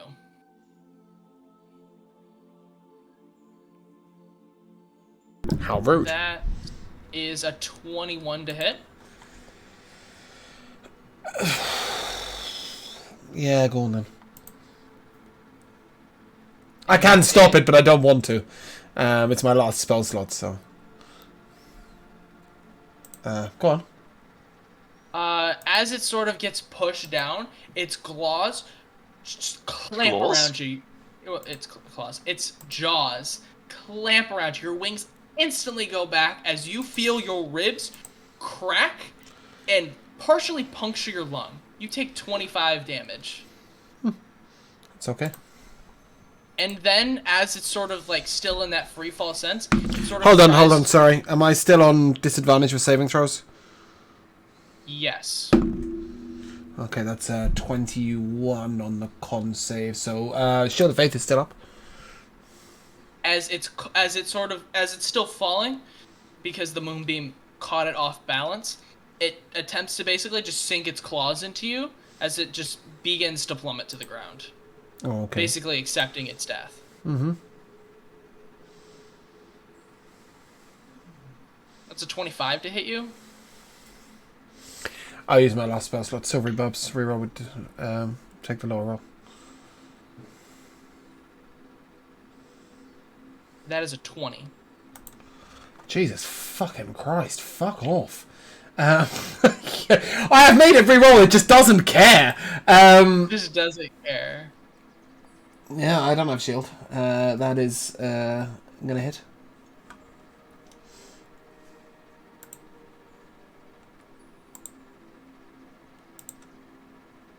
No, it's not gonna hit. It's not gonna hit. I'm going to use my... Oh, I can't use Silvery Bobs and that. Nope, never mind. It will hit. I should have used that instead. Forgot about that. Well, it's too late now, as it just sinks its claws into you, into specifically where your wings are. Rude. And you just feel like pure dark energy course into you as you take 9 piercing damage as it pierces into you, but then you take 8 necrotic damage. Are you in the air still, or are you... Either way, I'm unconscious. They're both down to the ground. Well, if you're within 30 feet, I can take some of that damage away. Can you? Please do. I can... Well, he's 30 feet in the air right now. Yeah, but with Darth, we've already established that like don't do vertical in D&D. It's too math. Just go left and right. Please, Matt, reduce it by 2. 30 feet of me, I can use a reaction and use a psionic power protective field on him. So I'll roll 1d6 plus 4. All right, you need. I'll tell you for free. You need to roll a 2, at least, to keep Xylus alive. It's a 1d6 plus 4, you said? Yeah? Yeah. Okay, he needs to roll 3. I'm on 2 HP. Please don't roll It was that 8 damage. So it's a here we 50-50 go. roll here. I rolled a 4. Nice. That's All right. sweet. So I you take 0 damage, so I have a 2 HP. 0 on the necrotic. He can only reduce the necrotic. He can't reduce the slashing and Well, no, necrotic. it was 8 necrotic damage. Yeah, and he reduced it by 4 wait, plus yeah, 4, no, which yeah, is 8. okay, yeah. Yes. But now you're in free fall with it. as Oh, that's it fine. comes I'll plummeting flap my to wings the again. ground. No, you remember, its claws are synced into your wings, and it is holding you right now. Oh, It's- good. It'll catch me when it It's dies. basically it's basically kamikazeing with you to the ground. We'll deal with that later, though. Toby. So have some things in front of us. The Steel Defender shall receive a signal, and it will swing round and spin on the spot and slice into the Skelebob in front of it with a 9 to hit. Swing and a miss. Of course. And the one in front of me must die. I shall attempt to cleave it in twain with the battle axe. That is a 25 to hit. That will. That is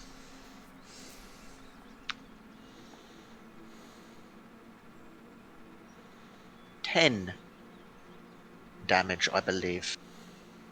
Yes, Alright. 10 damage. As you sort of just take the battle axe, you just crush into it. It basically just explodes as its bones just shoot all the way off across the left side.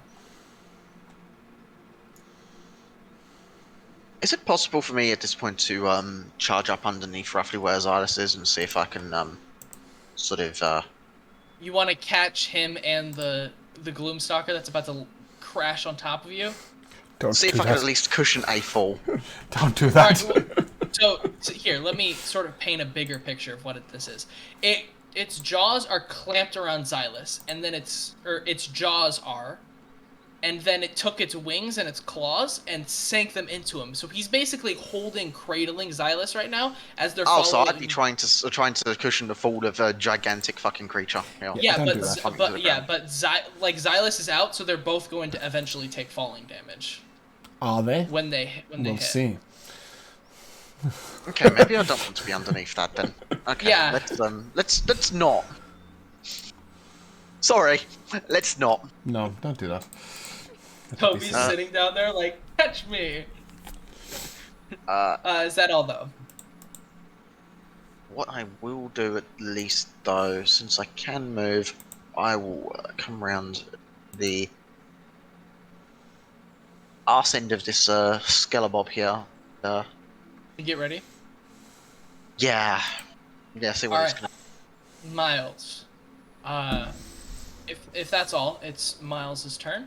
And I will say, Miles, this is, if you want to do anything to try to prevent Xylus from falling, Xylus will only have... Xylus, you're basically going to have to break away from it. So if you can do anything to help him. I don't think I can do anything. No, go stab a skeleton. Go stab a skeleton. You do fighter things. The sorcerer who's Maybe I flying can will throw deal with my it. like a spear through its mouth. You want to do what? It was just a joke. Not sure what good I'll be absolutely fine, Miles. Don't worry. Alright, I'm gonna We'll hope. hopefully kill this dude. Hopefully. So Say you're flanking. my last 4 rolls have been 3 1s and a 2, so see if I can hit.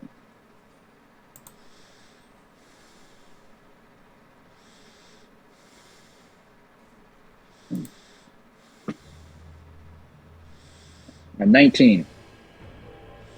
That hits. 4. 10 damage. These skeletons have been pretty stubborn. As you sort of run up and just you sort of dick. ash into it, it just remains held together. You know what I'm gonna do? I'm gonna bonus action attack it again. You have a bonus action attack? You have a bonus action attack. Sorry, not bonus action. What's it called? Whatever Action the surge? fighter can do. Action surge. That thing, yeah. All right. Yeah, Bonus action. Everybody there was just like, what? I knew you guys knew what I was talking about. He pulls out a Glock and just shoots it. Yeah, that's right. All right, give me a roll to hit. 17. All right, that will hit. I don't think you can do. I think you. I did 11. Yeah, I was gonna 11 say. I damage. think. Yeah, you killed it either way. So yeah, as you sort of just Fantastic. come up, swing into it, and it sort of stays there. You sort of just like, just bring it down, cleave it in two. Is that your turn? So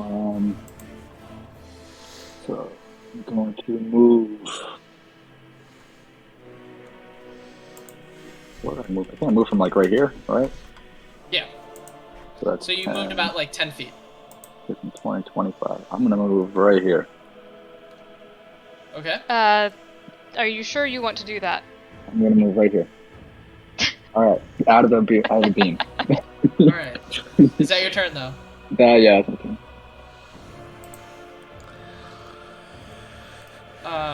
All right.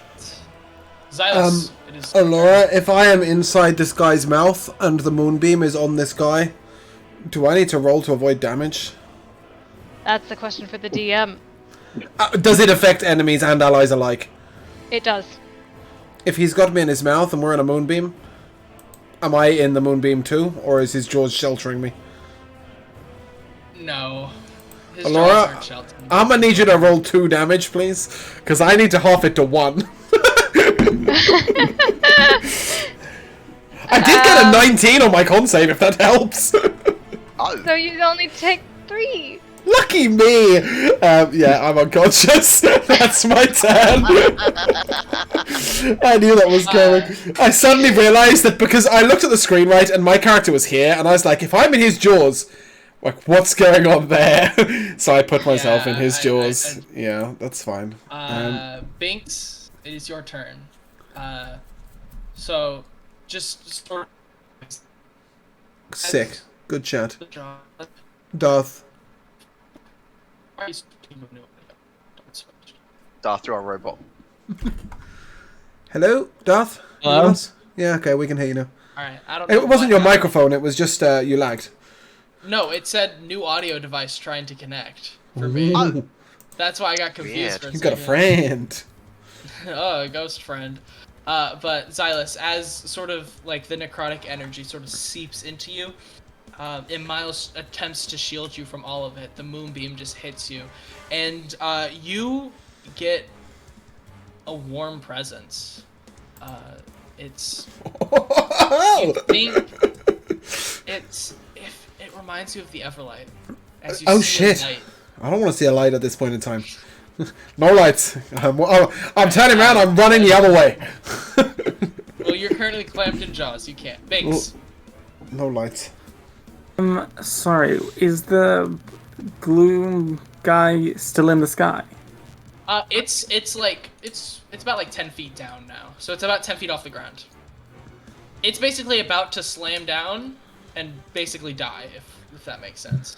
Because it's not attempting to slow down at all. It was like I'm taking this thing with me. That's me. I'm the thing. Xylus is the thing. Bear in mind, Josh, if it's 10 feet in the air and you're 6 foot tall and you have 5 feet of reach on your attacks, you can hit it. Just by logic.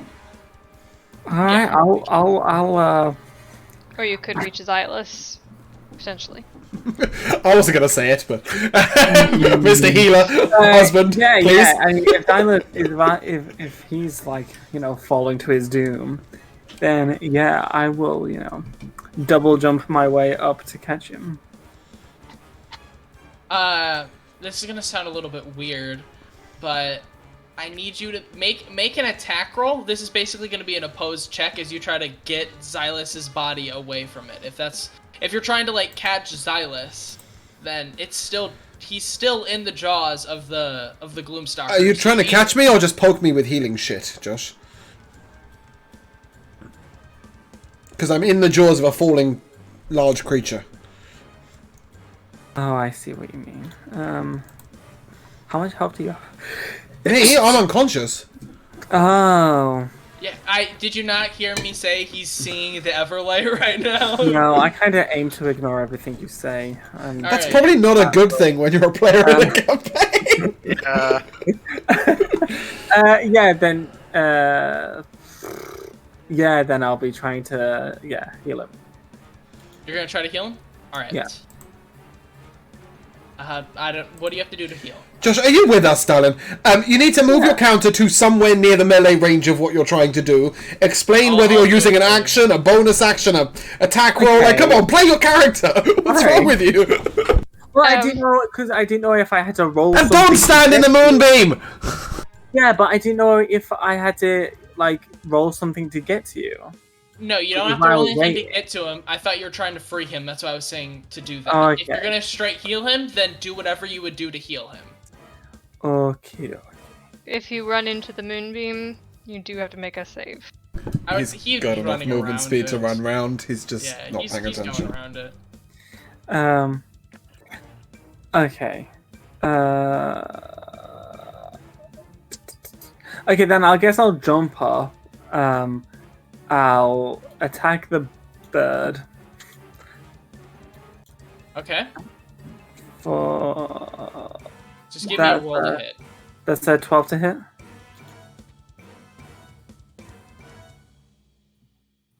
What? As you sort of jump up to try to hit it, you you misjudge completely, with it going down, you going up, and you just punch right past it. Okay, that's fine. And then as I come back down, I'll spend a key point to flurry of blows. I'll try and bring my leg down on its neck. All right. It's another 12. As I come down and I miss him, I'll just If you do flurry of blows, it's 2. You have one more. You have one more attack. Yeah, but I'm gonna use the doesn't. second one to heal Xylus.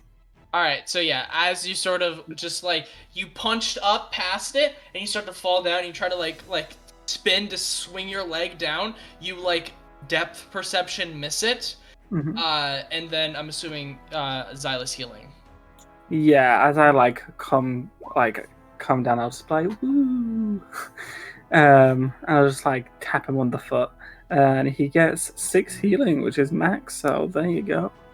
All right, Xylus, as you sort of attempt to try to walk away from the Everlight, you just see Binks completely missing everything as he sort of just he pulls you back and you wake up and you're falling. Is that your turn, Binks? Yes.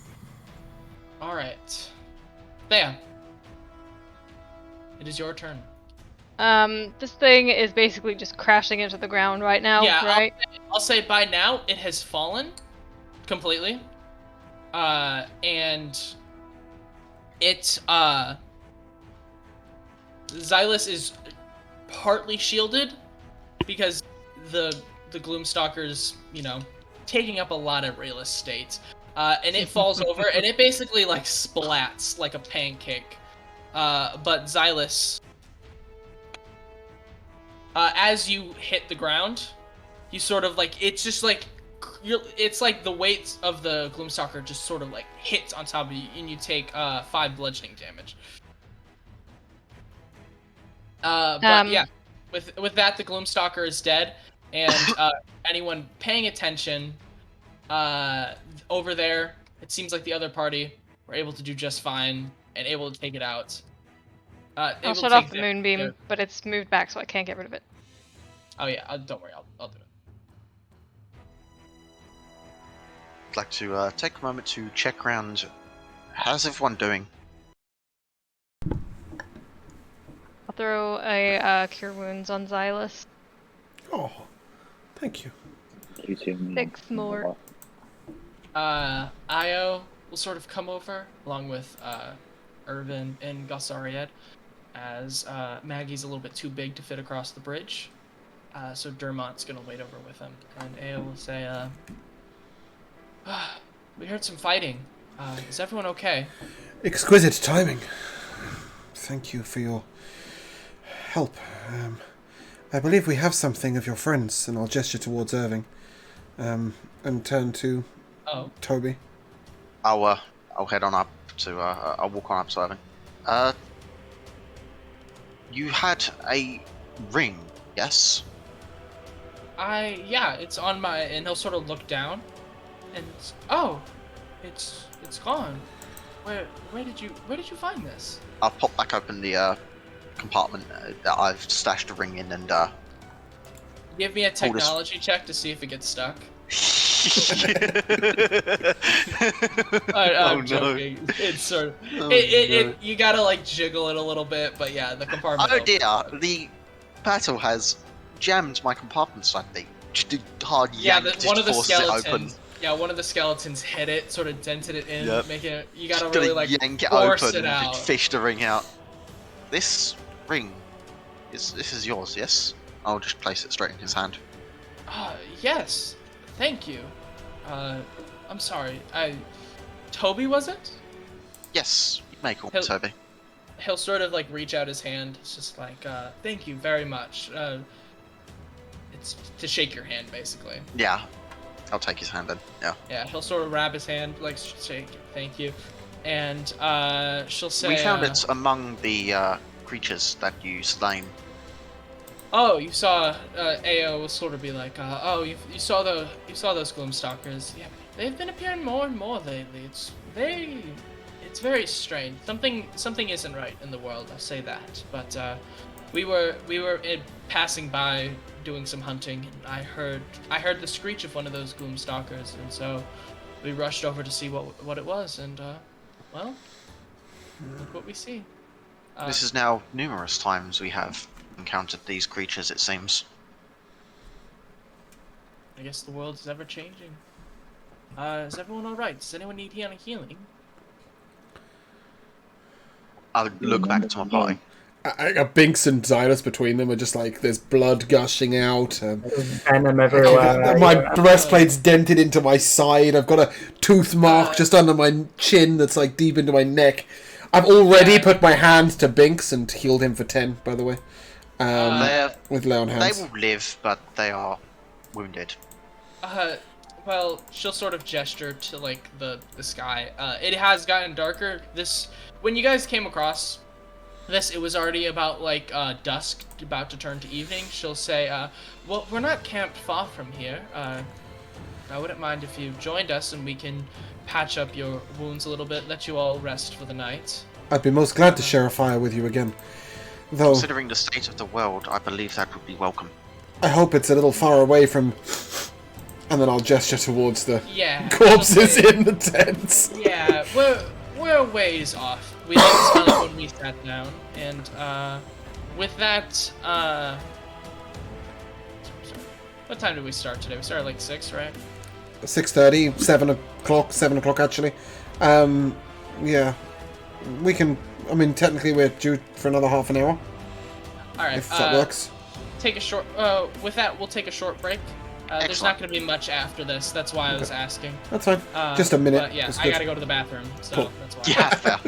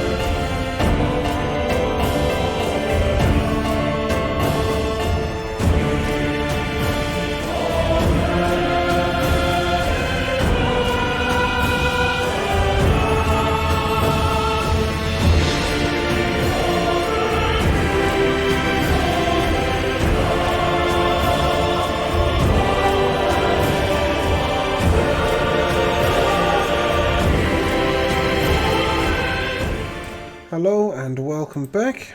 Right. After a So- short break. So, so you guys sort of spent the night with the. Hold on, let me make sure that. Oh, what happened to Matt at D&D Beyond? He might have. What do you mean? Oh, It just shows that you're not there. Oh, I was just refreshing it. Oh, okay, right. My bad. Yeah, you all sort of spend the night with Ao's party. They do their best to sort of patch up the wounds as best they can. Sorry, can we spend some time talking to them? Is that alright? Or Oh yeah, I'm just sort of describing that, like, generally, you know, they're like, some of them are making dinner for you guys and stuff like that. It seems like very much they're sort of letting you guys rest. So. okay. Well, we'll definitely contribute as well and participate and help and whatnot. But Yeah. more than anything, I'm interested in asking them if they know the origin of these creatures. Gloom Stalkers, Mal said they were, right? Yeah. Ao will sort of, as she's the most, like, familiar with the area, she'll sort of say, that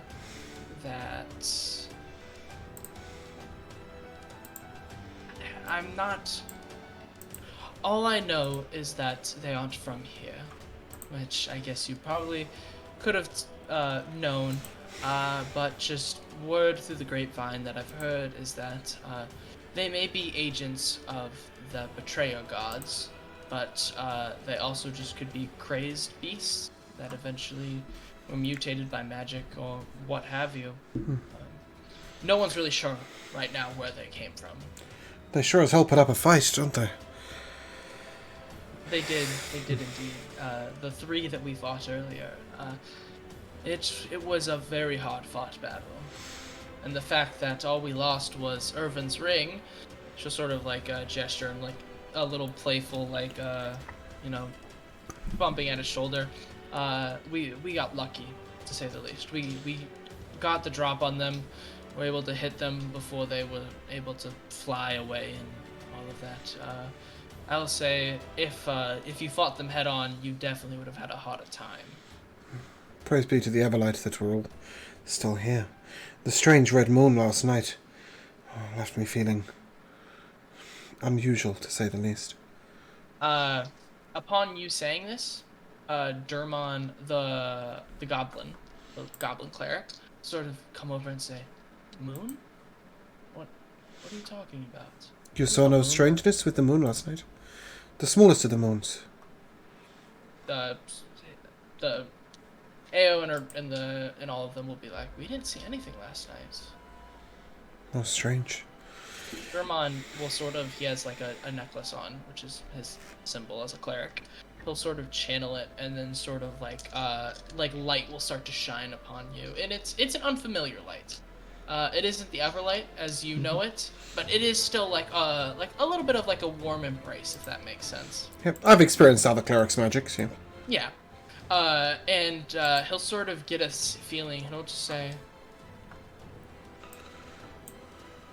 you can see his face sort of moving, and it's like he's sensing something, but he's not liking what he's sensing. I think I sensed the betrayer gods. I think I'm not quite sure. It was dark, evil magic, to say the least. Great. Can you do anything to counter it? He'll sort of like it'll glow brighter, and he'll sort of like look deeper into you, say, "The effect should be wearing off any minute now." Oh, thank you. But it seems as though it was leading you, but also it was a beacon.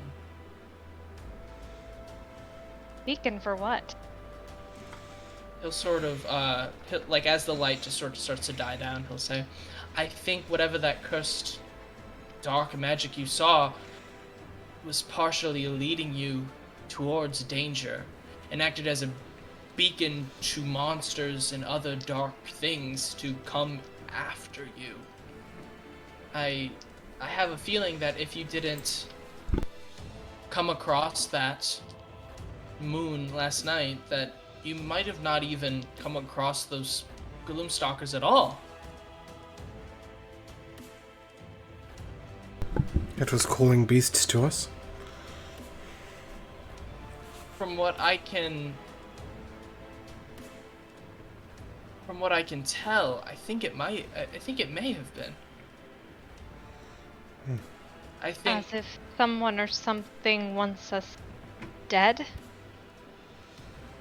as I said, it seems dark magic I could only attribute to that of the betrayer gods. And well, the Gloom Stalkers are thought of to be agents of the betrayer gods. So, yes. What sort of a dark deacon would have cast this beacon upon us? Would it really have been a Doomstalker? Shut up, Toby. He'll sort of say, it would take immense power to cast this upon any moon or celestial body.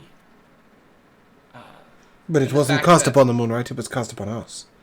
That's what you're saying. You Well, didn't you experience it last night, right? Yes, my point is that you saw it through the moon. So We did.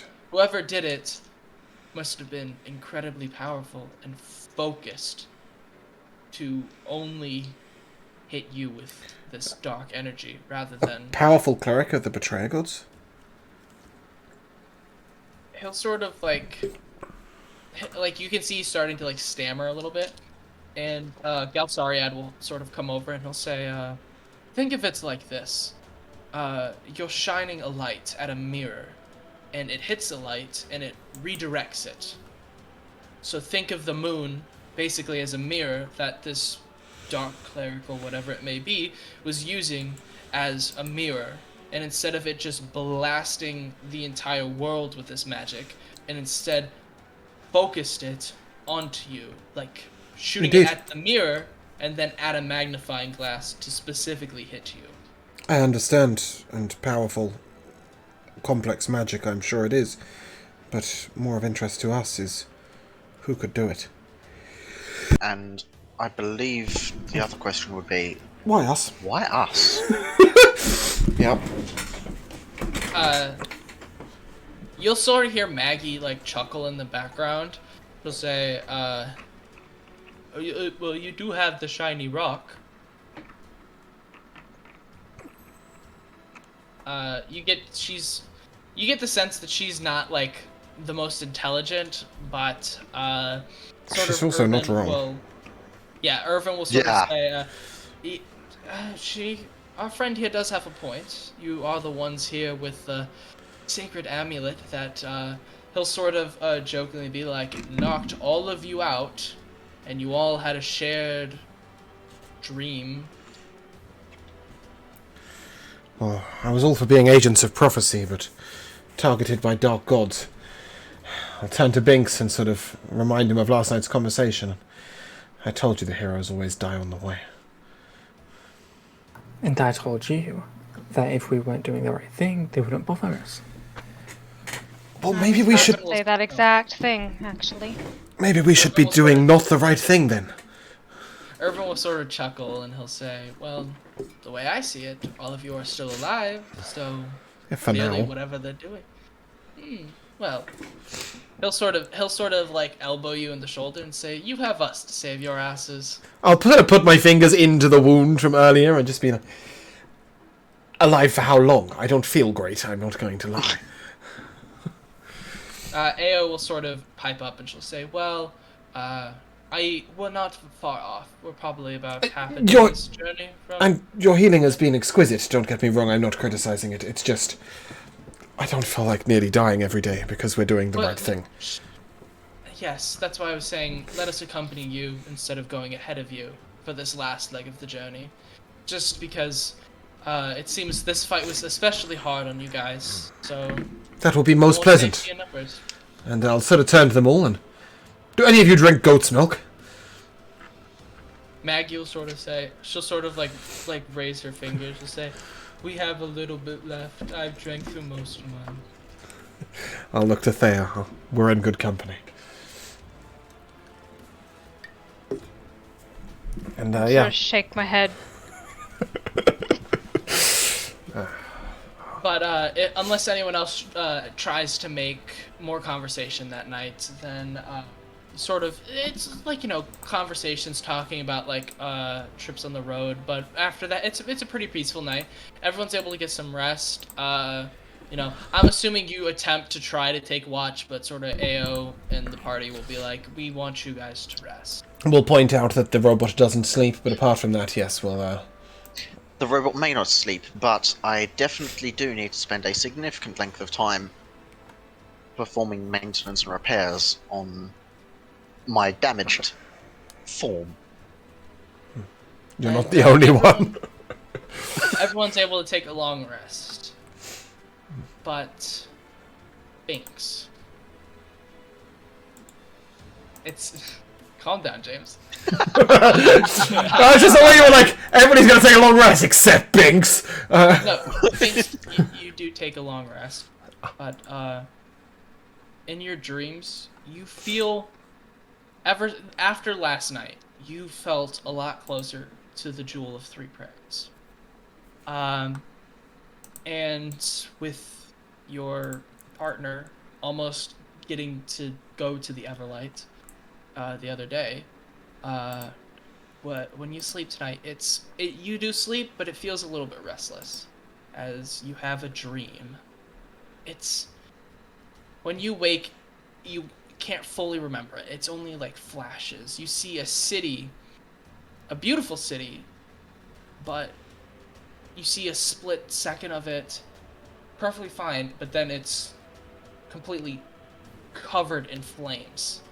You see like a marketplace full of people, and then you see Gloom Stalkers and other dark creatures in another flash slaughtering the people there. You see the guards doing their best to hold them off, but they're eventually overrun. And you see AO's party and your party attempting to hold back a wall of darkness. And as much as you fight and push, little cracks of darkness seep through. And you can see it going towards a city that you've never seen before. But upon sort of trying to get any more recollection, you wake.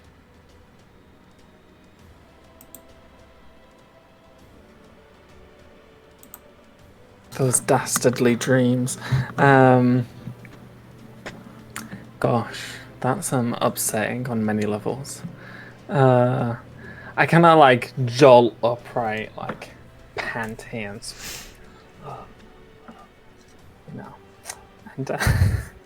and I'll turn and see Xylus just, zonked out, mouth open, just like, yeah. And I'll like put my clothes on and I'll go watch the sunrise. If it's that kind of time, I don't know. Yeah, it's a little bit earlier. I'd say it's about like 7 hours. Like it seems like if anything, AO's party is starting to get up, but everyone else, besides from Toby, is still asleep.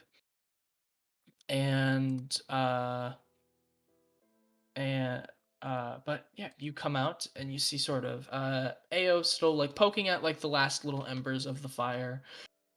You see like the party starting to sort of pack up their tents and stuff like that. But yeah. Are you okay?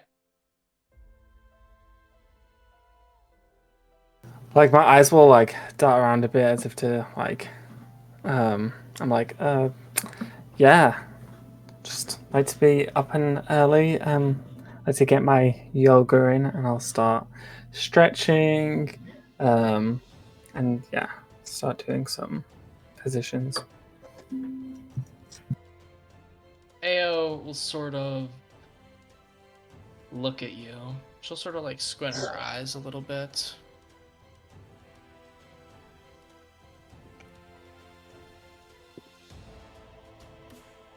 Bad Do I dreams, notice? eh?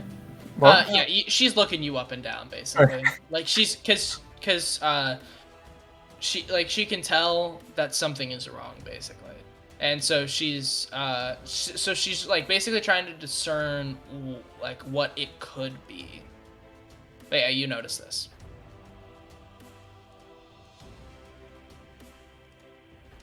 I like, as my eyes are closed and I'm like doing one of the positions, I'll like open one and see that she's doing this, and then I'll close my eyes again, and I'll just be like, "Are you trying to distract me?"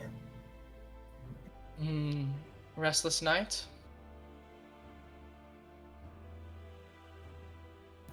Well, when you're cursed by a mysterious evil one, sleep isn't always easy.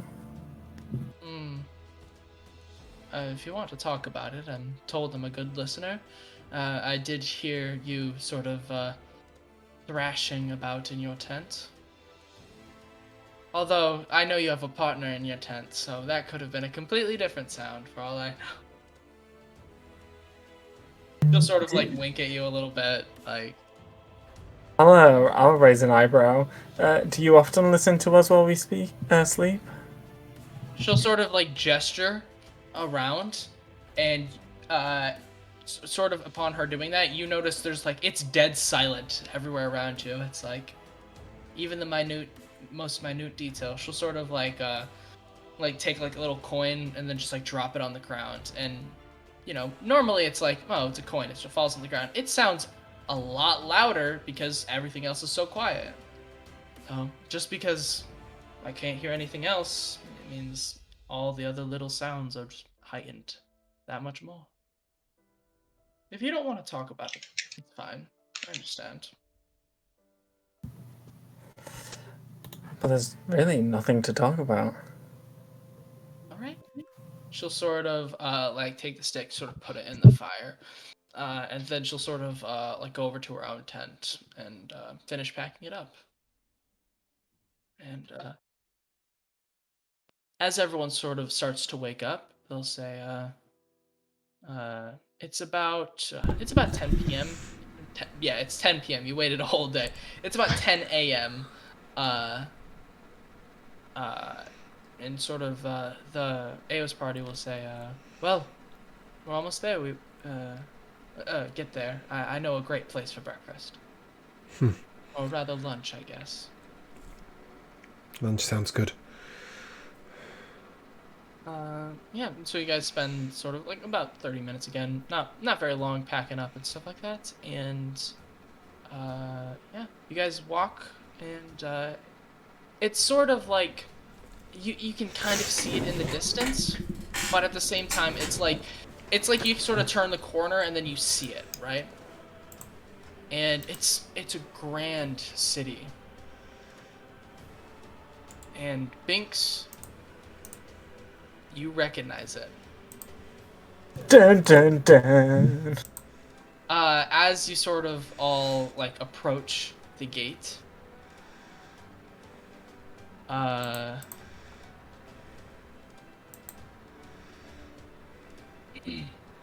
jutting from the rusty orange mountains, are tall spires of black stone.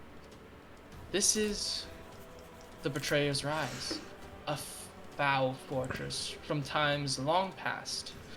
Beneath the spire is a vast gate. A vast gate blocks all entry into this military outpost, which sits in the shadows of Betrayer's Rise.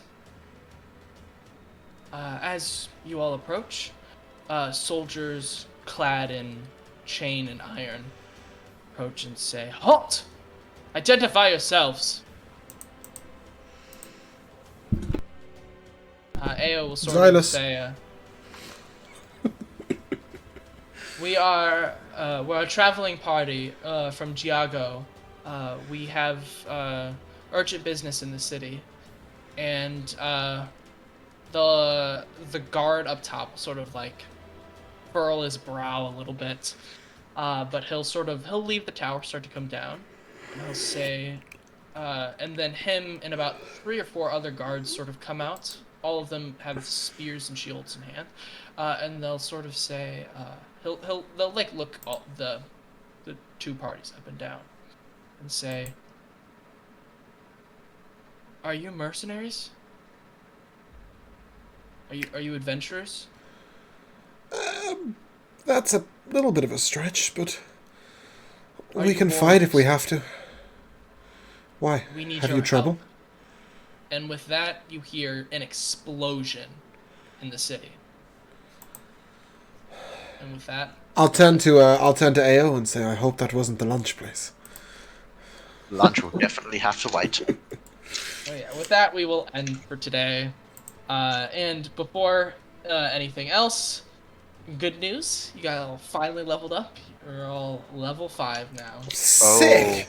I'm now useful. I have reached I feel sorcery like we points. just leveled up, but considering the last episode was like a month ago. Well, no, you guys didn't just level 2 up. You episodes. guys leveled up. Yeah. 2 episodes You've ago. had a couple episodes on the road, and you've fought a lot of hard things. We have. But, yeah. We'll come to MVPs. James, you're MVP for the session. Minus shout out to Moonbeam. That could have been so great, and yet I think I did more damage to me than anyone else. No, I did plenty of damage. It did plenty of damage. It just it's never good, you know, like feeling that you're dying to your allies when, or your allies feeling like you're dying to them when so many precautions were taken, right?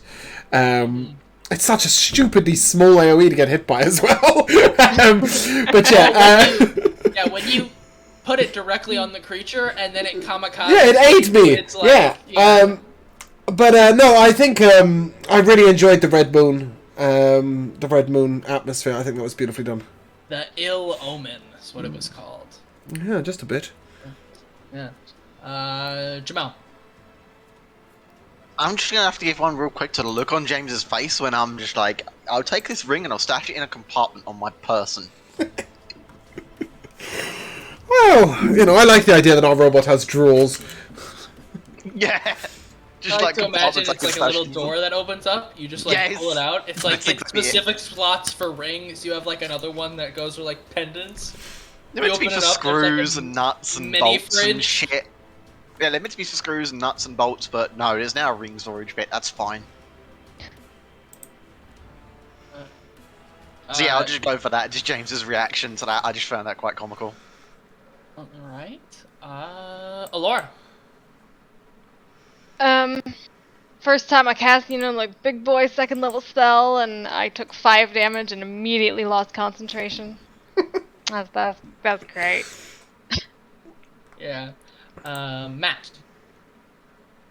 My MVP goes to our lovely counterparty for showing up and saying hello to us as soon as we finish our fight. That was very helpful. Right. If you notice, they were there, and remember, they like distracted the other Gloom Stalker from coming at you guys, and they basically fought everything you guys did. It's just they just hit a lot harder. Yeah, They it's not our didn't fault. get It's just to stunned. be show off. But yeah, and Josh. Mine is 2. One of them being when we were getting cursed. That was pretty cool. And then the other one was the dream, and then immediately afterwards, finding said city and being like, "Oh no, it's happening." Yeah, that isn't like in the book at all. It's just since you decided to attune to the jewel, I was just like, it would make sense, like if you like knew that this was coming partially. But yeah, my MVP goes to James casting protection from good and evil. I was just like, how are we gonna do this? It was very interesting, but also like I think that this was like the first actual hard encounter for you guys. I don't think anything else has been quite on that level. Yeah, I mean, I would assume that was either a CR6 or CR7 monster. It was a CR6. Yeah. It's It's I thought still you guys were pretty gonna nasty. obliterate it. Oh shit, on the note of the fight, I've realised I've got a bonus one here as well. So that one skeleton who just happened to tank a defender and Miles and just not die. Just Well, you say I'm that, gonna but dodge everything. Miles and the defender both missed, and Yeah, then you exactly. hit. It had 1 HP left. Yeah. Yeah, I just found that hilarious, though. But yeah, with that, I'll hand it back to James. That is where we will end. We're not going to be raiding tonight, so we'll keep it nice and simple. If you guys would like to say goodbye, Goodbye. Until next Bye. session. we shall see you soon.